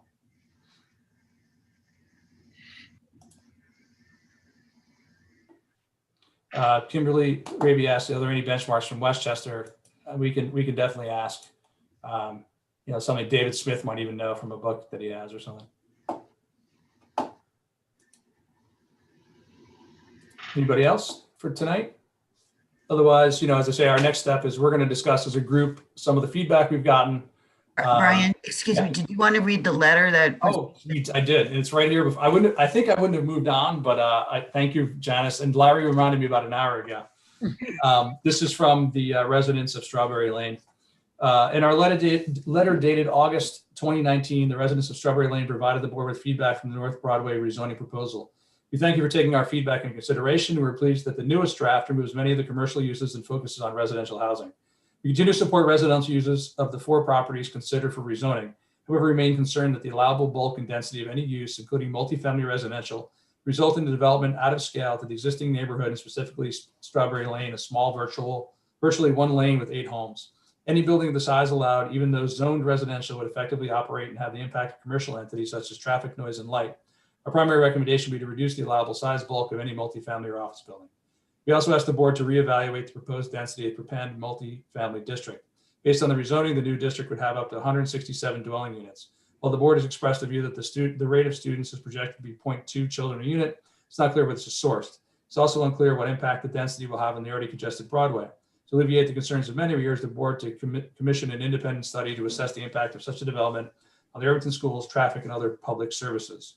We want to continue working with the board in the rezoning of North Broadway properties. We recognize a reduction of density of any planned multifamily developments may lead to a deficit in affordable housing. We believe there are creative and progressive solutions to the goal to create more affordable housing in the village. Statement was made at the last meeting. The properties along Broadway are the last opportunity to provide affordable housing in the village. We would challenge this statement and would ask the board to seek additional solutions to support these needs. Many other cities share the same affordable housing crisis. Cities such as Seattle, Portland, and Vancouver are giving homeowners the opportunity to develop accessory dwelling units to help meet the needs of their communities. This year, California also enacted statewide legislation to support the development of ADUs. ADUs offer these locations an opportunity to develop new housing units on existing properties that are not disruptive to the look and feel of single-family neighborhoods. ADUs are typically small and built in the land of the existing residents, often making them more affordable to renters than an apartment of comparable size. According to a 2017 report by UC Berkeley Center for Housing and Innovation, 58% of homeowners rent their ADUs below the market rate. Wilmington does have general zoning legislation for ADUs. The current process is costly and onerous, therefore making it challenging for most residents to adopt. The current legislation also limits the number of permits to 50 at any given time. Solving the lengthy red tape and costly ADU approval process would offer Irvington the possibility of creating new housing stock without declaring their large developments on North Broadway the only option left. She asked for visiting the program along with incentives to residents to adopt ADUs versus incentives for commercial developers to develop large apartment complexes. In summary, we believe the blend of new smaller scale multifamily developments and ADUs would create more affordable housing, provide homeowners an opportunity to create revenue and facilitate diversity and inclusion throughout the village, reducing the bulk and density in the multifamily district, alleviate traffic congestion and foreseeable pinch point in North Broadway intersection between Riverview Road and Sunnyside, also allowing existing neighbors to retain the existing residential feel and help solve an affordable housing problem for the village. Propose a solution that everyone in the village will say, YIMBY, yes in my backyard. Signed by Mike and Eric Blanton, Addie Serene Bloom, Marion Gruber, and Walter Montgomery, Peter Michalak and Stephanie Fable, James and Kimberly Raby, Boris and Rabbi Helena Rubenstein, all on Strawberry Lane, and the Blooms are on Irving Place. So thank you for your letter. Something we can discuss at our next meeting as well. And Peter Bernstein. Okay. All right. Can you hear me? Yes. Yeah. Oh, better than last time when I was mysterious. Well done. Well done. Yeah, nice to see you all. I just wanted to comment on a few things from the letter that you just read. One is the ADUs is like, yeah, a great idea. I don't think it's a substitute for building truly affordable housing in the North Broadway area. And I think that the best likelihood of getting something built there that includes truly affordable housing is based on the density. You know, Tom mentioned he spoke to a prominent developer. I spoke to another prominent developer who develops 100% truly affordable housing. And there's definitely economies of scales, you know, that certain density is needed to make it all work with the low income tax credits and the other stuff. So if you lower the density below a certain point, you're basically then making it much harder for affordable housing to be built. The ADU issue is, something definitely worth considering in addition to, truly affordable housing in the rezoned area. Some of the problems with that are like, beyond your ability to solve if they deal with, building codes that you don't control. That's a more, statewide issue. And then we also, have discussed, even with things like the accessory apartments that we own, to the extent that it's very expensive to make modifications to one's home, it makes it difficult. Like we've got a house that conceivably, our kids have moved out, we could conceivably build an apartment in our house that we could rent out as an affordable unit, but the construction costs alone are prohibitive. And then our house could get reassessed and our taxes would get increased by the value of that improvement. Those are things that you guys can't solve. The state can, and I've raised those issues with state legislators like Shelley Mayer. How can the state make it so it's, so those of us who can, take use of the, of those kinds of deals, wouldn't be looking at increased taxes for doing so. But I know, there's some amount of, getting back to the rezoning, it probably takes 60, 70, 80 units for a developer to not have to focus on high income tenants or buyers to make a project work. And the less density you allow, the more likely that what's built, won't be targeted towards folks at the 80% and below. Thank you. Thank you. Okay. Lane Katz. Lane.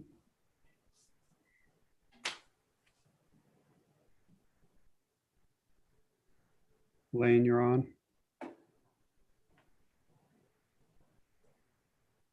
You're mute. Okay. Okay, am I on now? Yeah, you're on. Hi, it's David Zweibel, using Elaine's computer.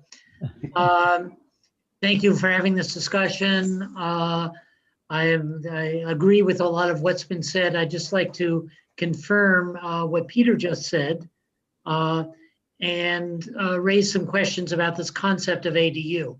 I think it's a great concept in theory. However, part and parcel of affordable housing is being walking distance to public transportation and walking distance to the village center. The particular geography of Irvington and the development of Irvington has the village center mostly with properties that are do not meet code setbacks as they exist.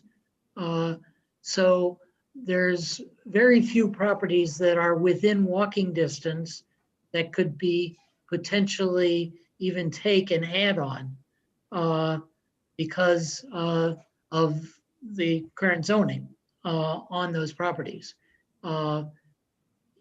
So to consider ADUs as being reasonable at all, I think one would have to actually pinpoint properties within the village that it could happen on. And I would guess very strongly that you're not going to come up with a number anywhere near close to 60 that aren't on the very fringes of our village. You know, maybe we can stick an ADU up on Mountain Road somewhere, but that's where it's going to be. It's not going to be anywhere near the downtown district. And even Peter speaks about his house. He has one of the largest footprints in the neighborhood. And our other, all of the center of the town is surrounded by properties that aren't going to be suitable for ADUs or owners who aren't interested in putting ADUs on them. So nice idea, but I think if you actually start counting the properties that an ADU could fit on, you're not going to come anywhere near 60, which gets me back to the point that the property that we're considering now is the clearest one to develop for any kind of reasonable affordable housing. Thank you.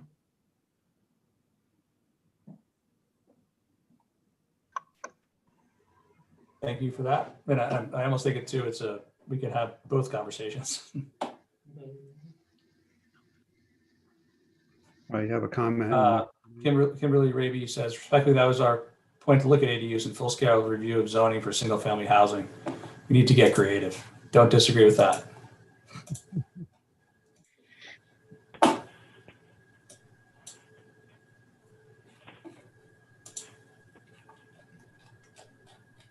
All right. Well, until next meeting.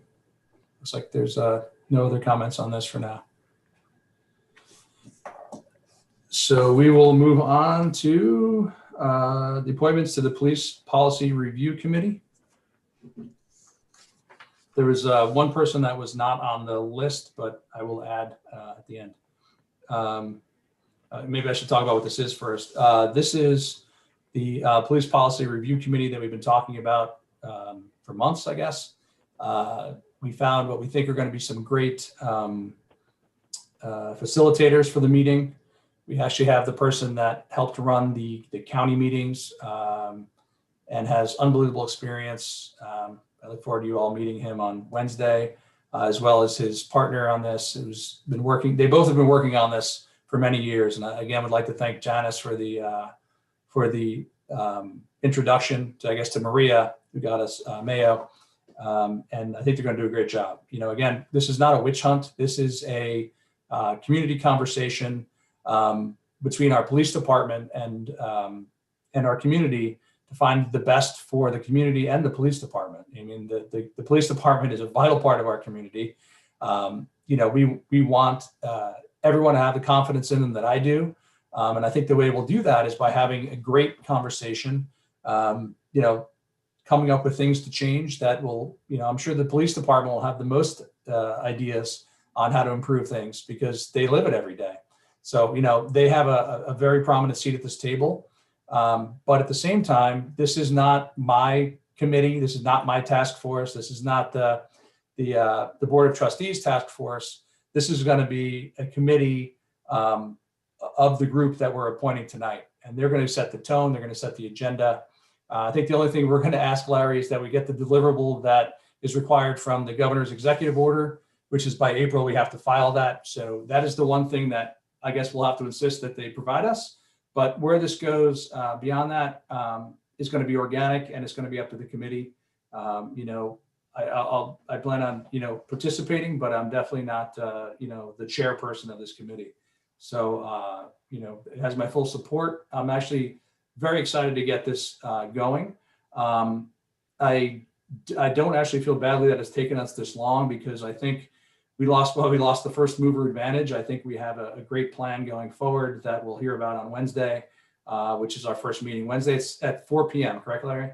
Yes, Wednesday it at is. 4 p.m. Everybody's welcome, even if you're not on the committee. But I can't wait to get this conversation going. You know, a lot of it's the committee itself is going to determine if there's going to be subcommittees, how often they're going to meet, all those types of things.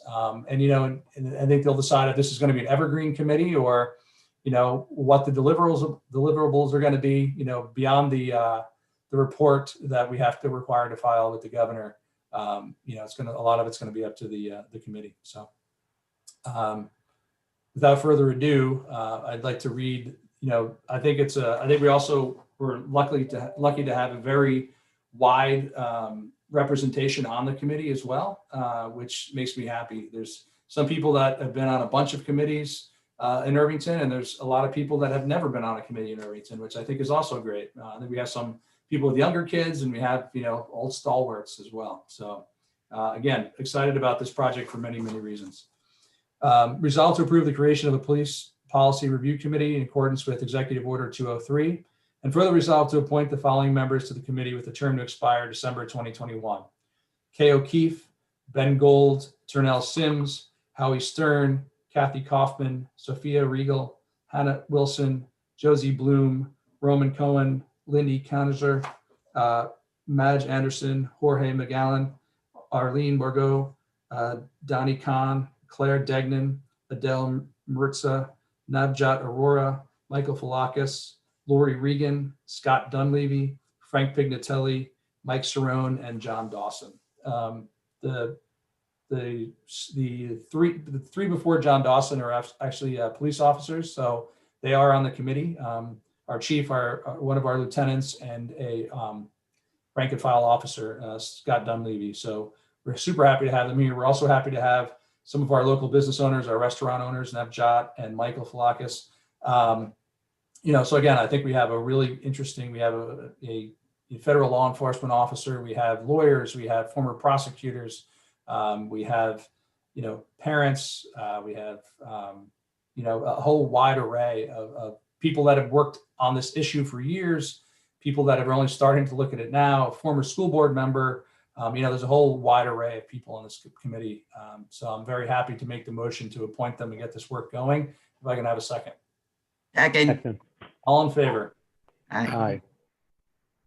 Good. Finally, Larry, we did it. Next up is a request to remove a parking space on South Ecker Street. So the request is from Brandon Hall. And I'm looking in the audience if he's here. If you're here, raise your hand. If you're not sure how to raise your hand, or there is one call-in user, raising a hand is by pressing *9. There's a call-in user and a Zoom user. Yeah, I know, and I'm not sure. So he may not be on. You always carry it over as well, right? Well, I think if you want to, if you know the details of it, you can. I mean, you have it in front of you. You have the request in front of you. So, I mean, I can pull up the aerial picture in color if that helps. If you want to just see that on the screen, that might help. He was before the planning board at the last meeting about this plan to, you know, put parking on his site. We told him he had to, because it involved taking a parking space off the street, he had to come to the Board of Trustees and get permission. So. Right. So let me just put a picture so you have it. It'll probably help the conversation. Yeah. Did you say I can scroll down and see the? There you go. That's the color version of it. So. I mean, so this they currently have 2 cars parked on the street. Is that correct? I think it's, In theory, anyway. yeah, I think they're making room for two on their property by taking one off the street. Right. And And this that was is- never historically a driveway, or do we know? No, that, I mean, that's existing. I don't know. I don't know historically. Did that ever come up, Marianne, at the, No, what the history of it was? I don't think it can, no, I don't remember it. So, And I don't think he made that, I don't think he made that argument, so.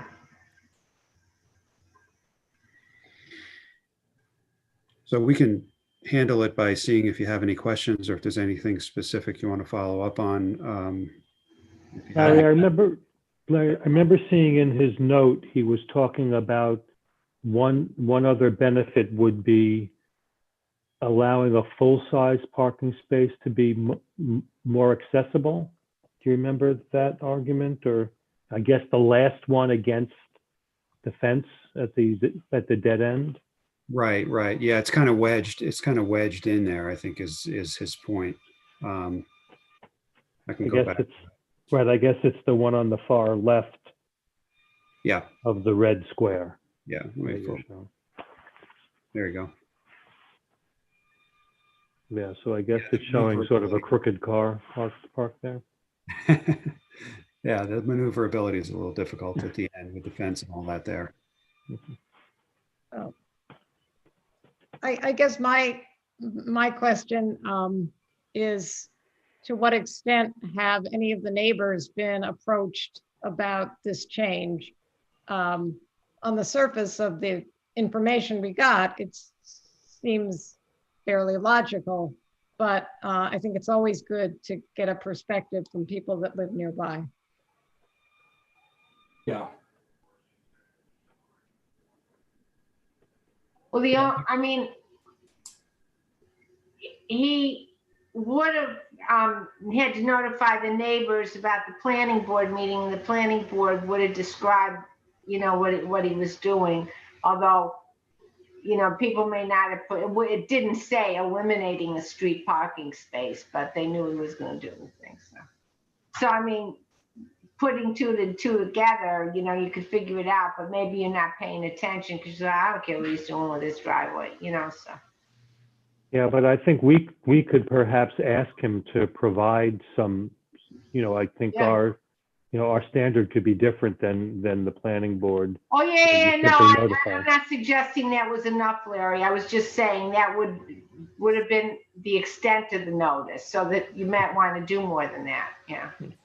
Well, that's what I would propose, however it gets manifested, either through Larry Shopper making some outreach or whatever the normal procedure would be to encourage some public response.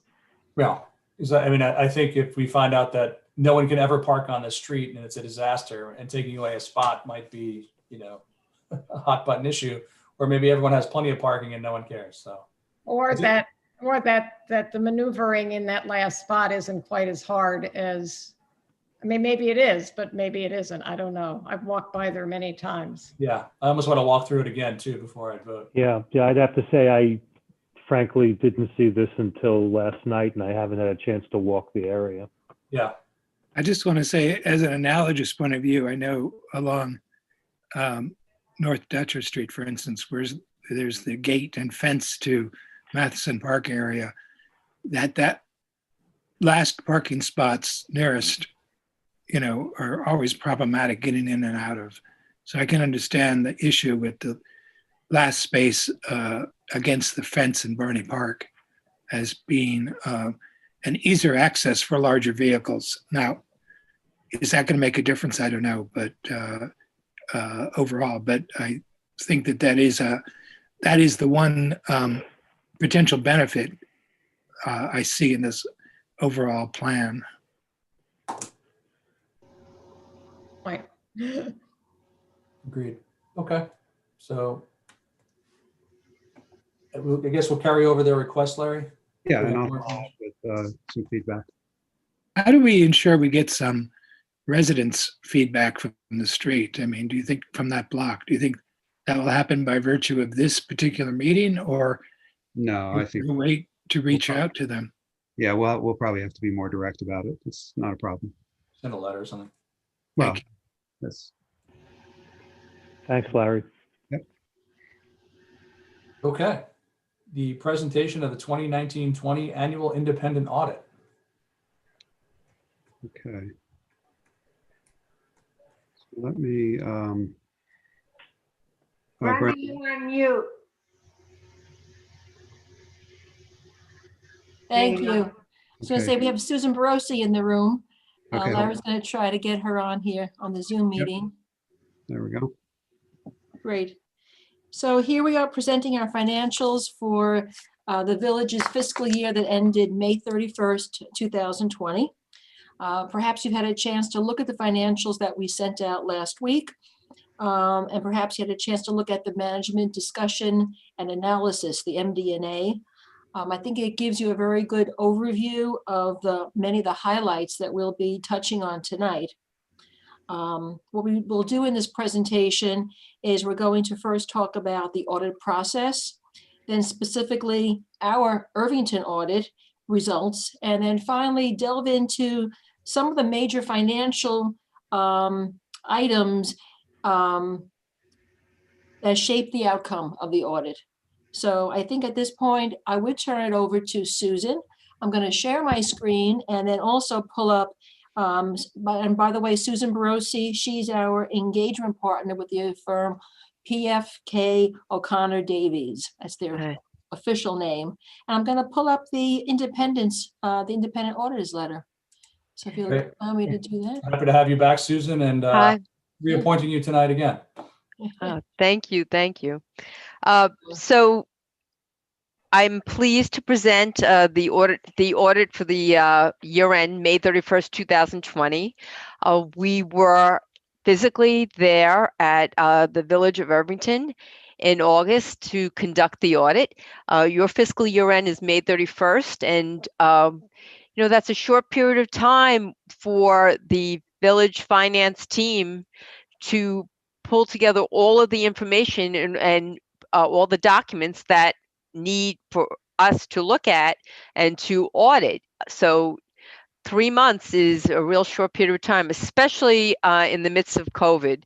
But between we physically being there, properly socially distanced, and also utilization part of the time of remote auditing, whereby all the documentation was put into our portal, we were able to physically audit the financial statements of the Village of Irvington, as well as the Justice Court, and issue our financial statements. But so that was in August, and obviously here we are now in December, and time flies. But our audited statement was issued in November because But this piece of paper here that you're looking at is the independent auditor's report. And basically that's the only piece of paper in this basically 100-page document. Government reports are pretty lengthy that O'Connor Davies owns. So this, as part of the audit process, remember the audit, the village is made up of many funds, right? They're made up of a general fund, water fund, capital projects fund, debt service fund, and those are called our major funds. And then you have non-major funds, not meaning that they're less important, but you have a public library, sewer, and special purpose funds. But this piece of paper states that, we were engaged to audit the financial statements of the village, that the financial statements were prepared by management, although, the 100-page document, yes, did we print that 100-page document? Did we obtain all the trial balances, all the financial information from the village and import them into our system? Yes, but all of that was prepared by the finance team. Our responsibility was to express an opinion on the financial statements. Our responsibility is to perform procedures to obtain audit evidence about the amounts and disclosures in the financial statements, to review the internal controls that are in place, to see that those internal controls are in place, just because the finance team or the village may say, you know, have written documents saying that there are internal controls in place, we need to test those internal controls to see if they are in place and if they're functioning. Not to give an opinion on those internal controls, and also to look at the accounting standards and the the principles that the village is utilizing to prepare the financial statements, and to see if they're sufficient in order to give an opinion on the statements. So, you know, the opinion over the years has become rather lengthy, and it's 3 pages, but at the end of the audit process, what happened was that the village received an unmodified opinion, and that's the best opinion that the village can receive. These statements are 100 pages. We're not going to go through those 100 pages right tonight. No, we're not. That would be, I think that would be aging in place, definitely, right? If we went through those 100 pages. But what we are going to do is you could read, there's a very lengthy management discussion and analysis that Brenda had Written. pointed out and written, and that was reviewed in context with the financial statements to see if it told the story of the village, which it has. But tonight, what we're going to do, the general fund is the operational fund of the village, and Brenda and I are going to go through the general fund. Right, we're going to look at the balance sheet. That's what we want to look at next, Susan. Yes, Just so a we're going to go to the balance sheet. And for those of you who okay. have the financial statements, that you're going to bring that Page up. 67, I'm going to bring that up now. Yes. That one we saw, right. And I had 3 of them up, they had balance sheet. Let's do this one. Okay. All righty. So I'm just going to, just point out something about, do you have the balance sheet on the screen, Right, Brenda? I have it up now, the page 67. Yeah, it's on your screen. You have to share it. Oh, I'm sorry. Yep. Okay. Just a minute.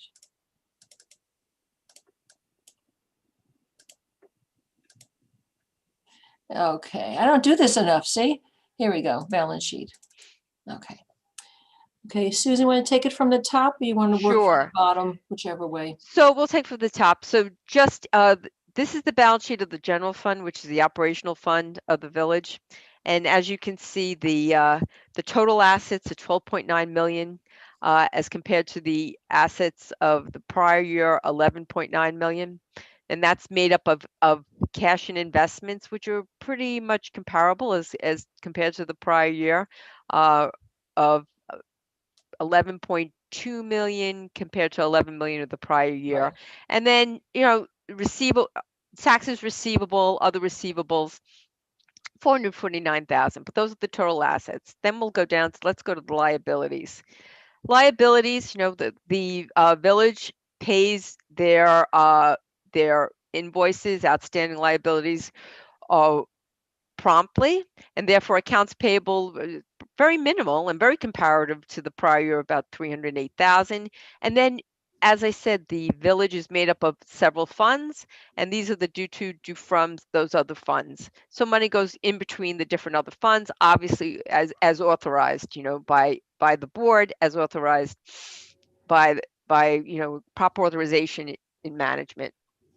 Let's go down, but the important fact here is fund balance, especially in this time of COVID. Okay, so over the years, what's happened? Okay, remember those years where if you had fund balance, it was kind of looked down upon. Why do you have fund balance? You should be spending that money. But the fund balance, especially now, is that rainy day fund that really needs to be tapped into. So as you can see, the fund balance here for the village, it was total 5.3, which is, you know, not all free and clear. The prior year, 193,000 pertained to prepaid expenses. That means, you know what, that amount was spent and it's being held aside until the prepaid expenses are used. and assigned, that basically was, for encumbrances and what we called subsequent year expenses, and unassigned, which would be the free and clear, to be used. Right, so- That has grown. You want to touch upon that, Brenda? No, I was going to touch, go ahead. I was going to touch upon that. The unassigned has grown really over 728,000 from the previous year. And I think also just to point out that the assigned, it was the encumbrances like you had stated, but that also reflects the amount of additional funds we're allocating to the 2021 budget. When we had concerns going into the budget, the final budget about the COVID, we appropriated more fund balance. So we're taking more of our fund balance for next year. And despite that, our fund balance grew by 700,000. So it was exactly. And what the positive of all of this, due to the strong financial position and elimination of the prior year's water fund deficit, the Moody's, the most recent bond rating, they increased you from a AA2 to a AA1. Thanks for pointing that out, Susan. Right. That's something to really be proud of. And you know what? A strong financial health condition, that's not just luck, that's planned, right? That's planned, and it takes it takes a whole village to arrive at that. So do you want to go to the next slide? Sure, be happy to. Let me close that one and share screen. Okay, just a second. Sorry about that. Comparative. We're going to the comparative. Now I've got to pull this one up. Here we go. Okay. Here we are. So what we're going to do here is we're looking at some of the major classifications within the budget to give you an idea of what made that increase in the fund balance for the year. So the first item is the real property tax. That's the first line. You can see on the column way to the right, you see the variance. I'll go back over the columns: the original budget, a final budget, actual, and then a variance. Either it's positive, it was ahead, or it was a negative, it fell behind. Real property tax, it's a negative. That's really because we took an allocation for some unpaid taxes. I'll point out that it's not indicative of anything across the board. It's really just 3 properties in the village. And really, just to you have a revenue recognition policy which says within a certain time period you recognize the revenues, and then the revenues are deferred. So that's how it met your policy, right? Right, that's right. The other tax items, that's interest on our unpaid property taxes, or when they're paid, it's interest and penalties, slightly up over last year. The non-property tax, that's inclusive of sales tax and utility tax. As you recall, we did not budget for the increase of 1% sales tax in Westchester County that was implemented last August. The increase, though, mitigated the impact of the sales activity during the second quarter due to the pandemic. So you see a huge variance there of $271,000. That's all attributable really to that 1% increase in sales tax. Our next item, departmental income, shows a negative number, 262,000. This reflects the closure of the spring recreation activities. It's directly offset on the bottom. That last line, I think you can see culture and recreation, 207. So while we had a decrease in revenues, we also had a decrease in expenditures. So those two equalized each other. But that's pretty much right at the recreation. That's really because of recreation, which is it's a good reflection of the reality. So use of property. Did I hear a comment? No. Okay. So we were talking about that one. Okay. Our use of money and property, that's up considerably. $86,000 is the variance there.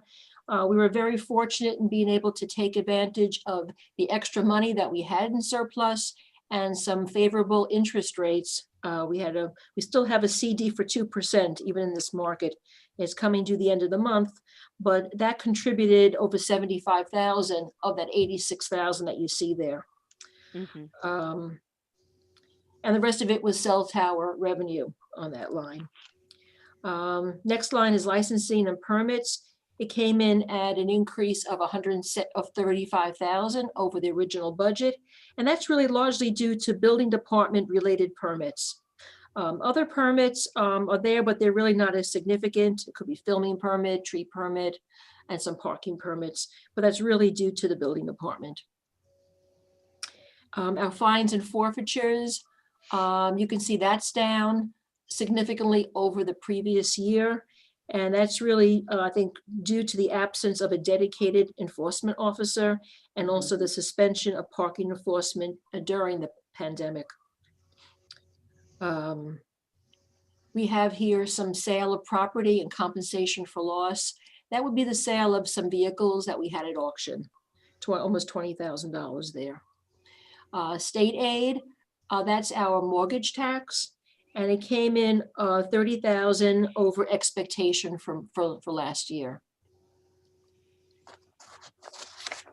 And then we have some miscellaneous revenue. So when you take that all into account, you can see it contributed 107,000 to that fund balance.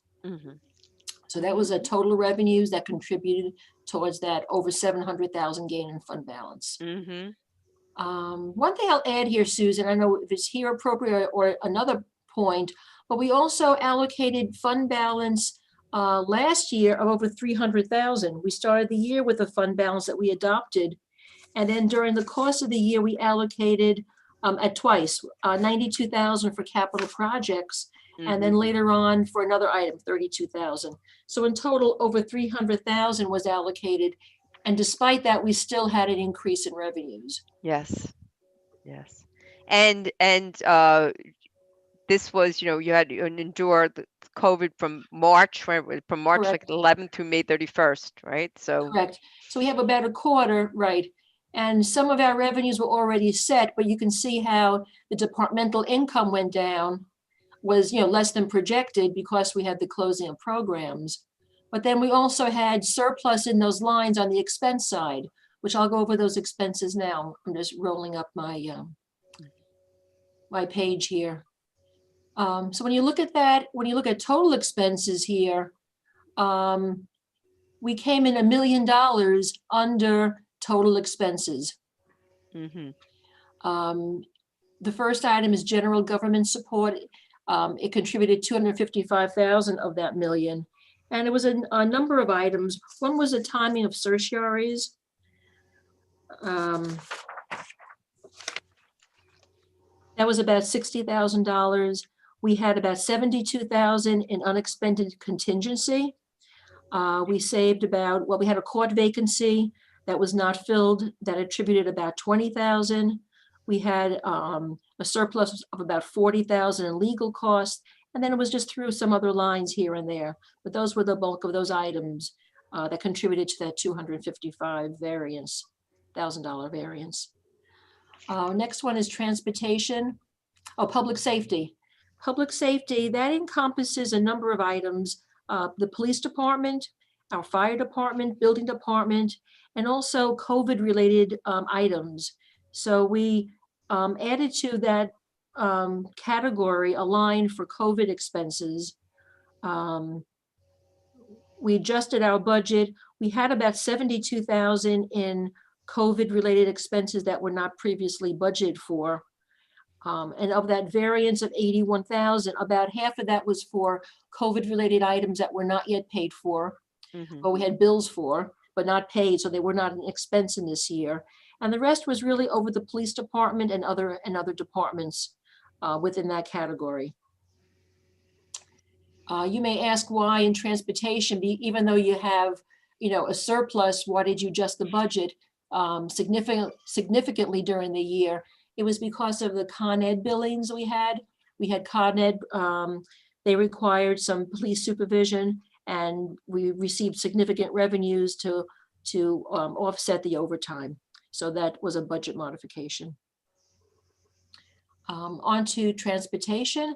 That's our DPW operation. Their variance is really attributed to about a $40,000 surplus in snow removal related expenses.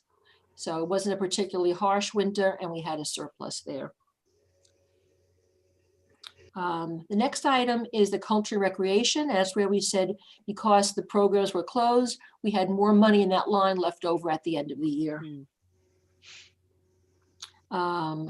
We have our home and community services. That covers planning board, our senior center, shade trees, and the theater. Of the $66,000 variance, about half is contributed to planning board professional fees that were not expended. And the other half is senior center related items that were not expended as the senior center was closed during about 3 months time period. Employee benefits is our next area. That's very significant. It was about $284,000 less than originally anticipated. It's mostly due to the fact we did not receive an increase in our health insurance back in January 2020. That was the first time we didn't get an increase. Normally they're close to about 8% a year. We also had Social Security savings of about $50,000. Partially because of either people either not working as much or overtime in DPW, overtime in police. We budget Social Security for all of our lines, all of our personal services lines. So unless we spend all of our employee personal services, we'll have money left over in Social Security. We also had some money in a surplus in our LoSAPs, about $23,000. That's our fire and ambulance LoSAP. And lastly, the retirement system had also a surplus. I'm just highlighting some of these areas. So in total, that contributed to $1 million. When you have the, between the expenses that were not fully expended and the revenues where we pulled in another $107,000 more than anticipated, we have our excess over revenues, as far on the right side, that last column, of $1,108,000. And that, if you take it to the end. And then we have the I'm just going to point out that the transfers out, those were budgeted and those are the transfers to the other funds, the capital projects of $643,000, the debt service of $1,045,000, and public library $952.82. So plan transfers out, therefore no variance there, and they happened. Okay. Right. And you're right, Brenda. Okay. Then you take the million, the savings and expenditures, which is the positive, the revenues, and then the positive for the other financing users. So the increase in fund balance of $1,000,001 to the 4.9 to arrive at the $6,044,000. Right. And that's the entire fund balance. And then Susan had gone over where part of it has to be assigned and is not available for use. But when you're done, we do have over $5 million that's unassigned. So that's to be a very good, as Susan was mentioning, a very good position to be in, especially going into the difficult year that we're in right now. And, you have to budget your revenues conservatively, because if you don't reach those revenue targets, where do you have to go? You would have to, you have to either cut back on the expenses or, appropriate from the fund balance. So this was like basically, now we will see, what your holds May 31st for 21. I'm presently reviewing the budget now of Westchester County. So that you have all those sensitive revenues, revenue streams, and you'll have just increasing expenses. So at the end of the year, May 31, 2020, this was a great place to be, $6,044,000 in fund balance. And as I said, the unassigned being 5.5 million, which gave you that increased bond rating. So I have to say, there's very good work for the village as a whole, not only the finance team, the board, but it also takes the people live in the village, right? To come up with such a, quality financial help. So I think we monitor it really well. I think over the entire year with our department heads. So I want to thank them, our department heads, and also the staff in my office, Anna, Roberto, Monica, Sarah, for their steadfast work all year, so that when you do all the financial testing and internal controls, we come out with a good rating. exactly. And there was a new person, right, Brenda, in the Justice Court this year that we Yeah, that we before were. we go there, let's see if there's any questions on this part of it, maybe before we go. Sure, to Justice sure. Court. Yeah. So we have any comments or questions for myself or Susan? No, I think I'll just say briefly that it's great to be in this position when I know I'm on a lot of email distributions with mayors who are having, serious financial difficulties and looking for the federal government as kind of the last option to keep them afloat. So the fact that, we're always so conservative in our budgeting, both on the revenue and the expense side, as well as, your Larry and your staff's ability to tighten our belts during, COVID, when we had, tens of thousands, if not hundreds of thousands of dollars in additional expenses and supplies and cleaning and all these different things, to be in this great a shape, even though we had almost a full quarter of, COVID reality. It's great. And it also, as you said, the rainy day fund is there for us in these times if we need it. So I think that, we talked about that a lot during our budget process, that, this is the rainy day and we will come out of it. The sun will come out again. So, hopefully, things will start looking up in the second half of this year when we get some vaccines and things return to normal. But great job, as you say, especially the department heads and really everyone. Right. It's another great year. Right. Yes, the audit went very smooth, and in a time of a lot of change, right? A lot of rapid change in a short period of time, and it started timely, ended timely, and I'm glad I'm here to share this Zoom presentation with you. So great. Well, thanks for hanging in to the end. It was kind of a long.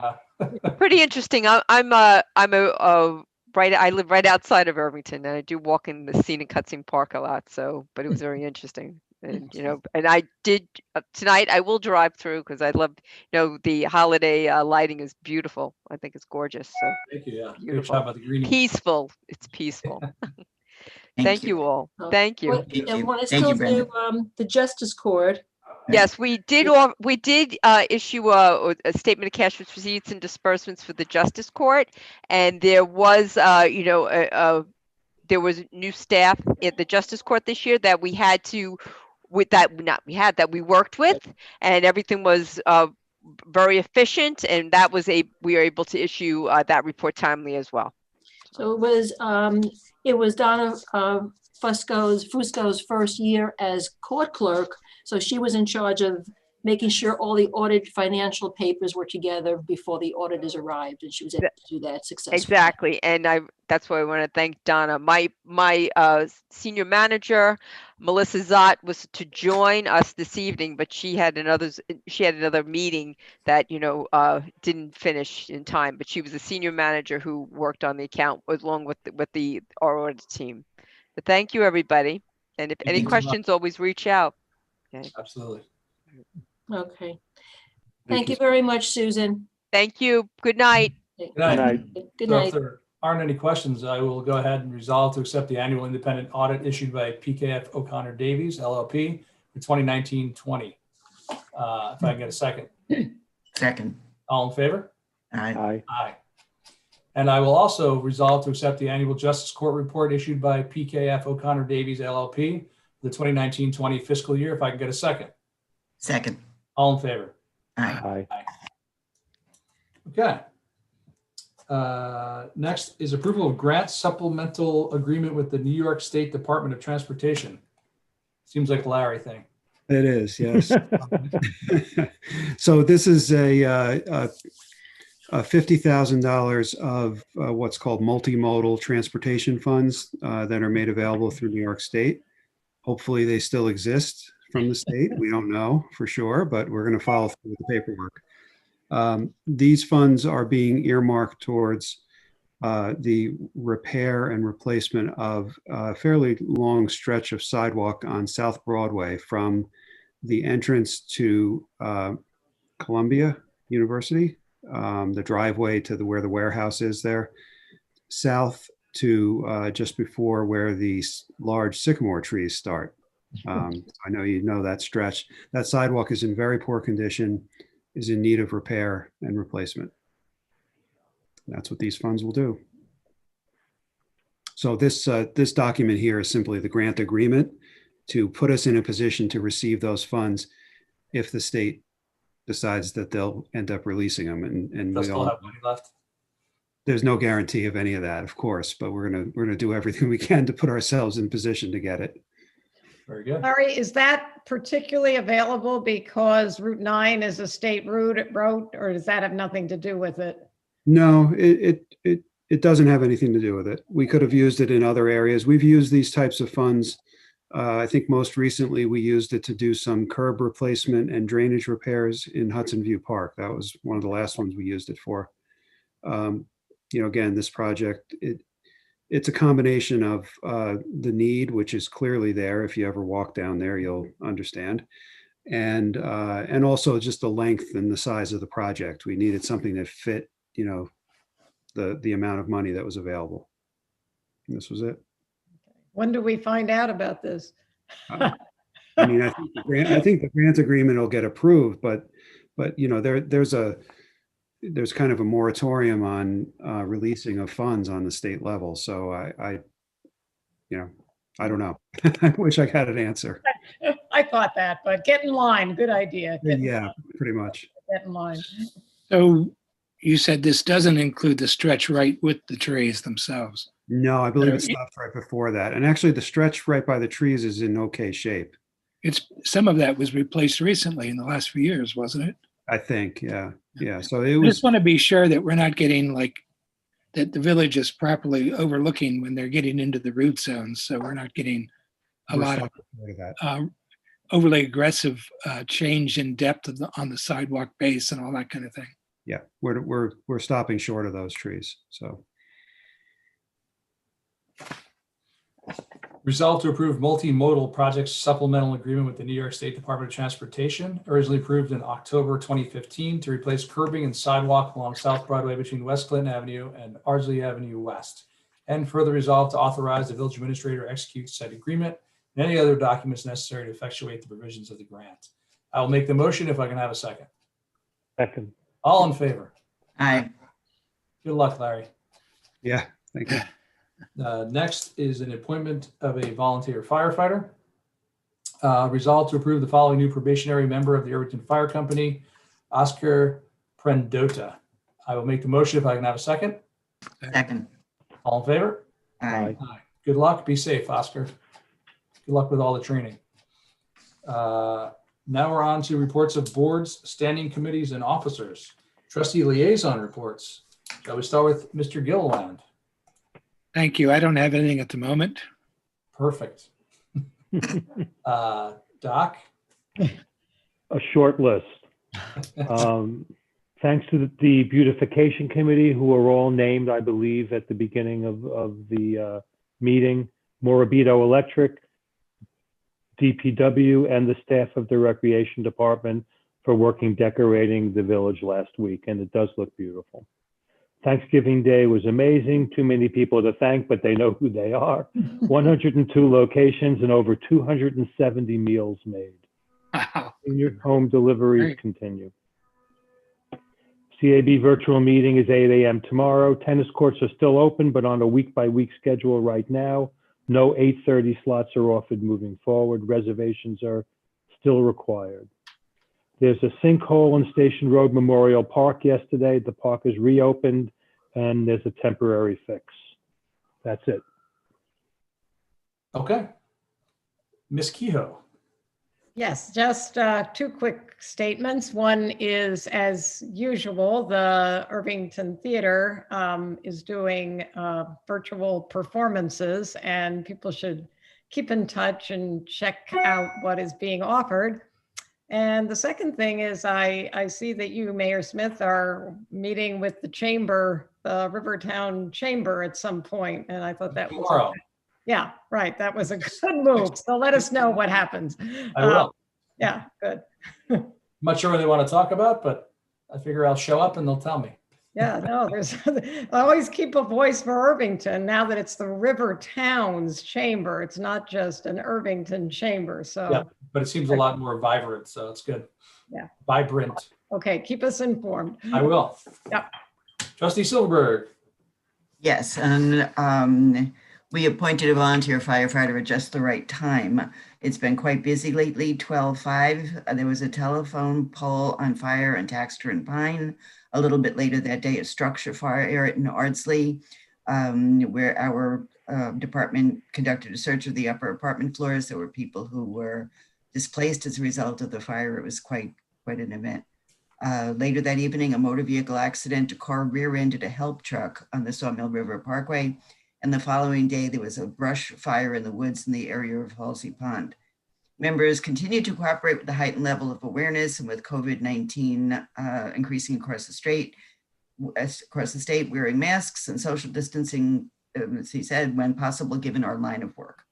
Fire heist with Clorox 360 disinfectant machine as well as other village buildings. The school just wants us to be aware that if you go to the irvingtonschools.org and scroll down the first item in announcements, the district unveils the Diversity, Equity, and Inclusion Initiative, which they're doing in conjunction with NYU. There's a video, and there's also a very comprehensive and excellent resource list. And please, please think about continue to maintain our safety measures. There's no evidence of spread in the school. All cases are coming from student and staff outside context. So we're asking everybody to please be very mindful of safety precautions. And then for the library, repairs to the children's room, that was the mold control progressing, and they're hoping to begin putting the books back next week. In-person browsing is suspended for now, but expanded evening hours for materials pickup, Monday to Friday, 10 to 2, Tuesday and Thursday evenings, 5:30 to 7, and Saturdays, 11 to 1. Also go to the irvingtonlibrary.org site to see the many programs that we're offering. One example is a new light on Tiffany from the New York Historical Society, which will be December 21st at 7 p.m. That's it. Thank you. Great. Village Administrator's report. So I spent a good portion of the day accompanying members of a firm from a volunteer resident, Evan Paganos, who is a mechanical engineer. His engineers pro bono visited Village Hall to undertake an energy audit. And I think they'll have a fair number of suggestions, but the purpose of this primarily is to qualify for points for the Climate Smart Communities certification that we're seeking. This is an important component that we literally had planned to be done in late March. And of course, we couldn't even come up with a way to have them come into our building at that point.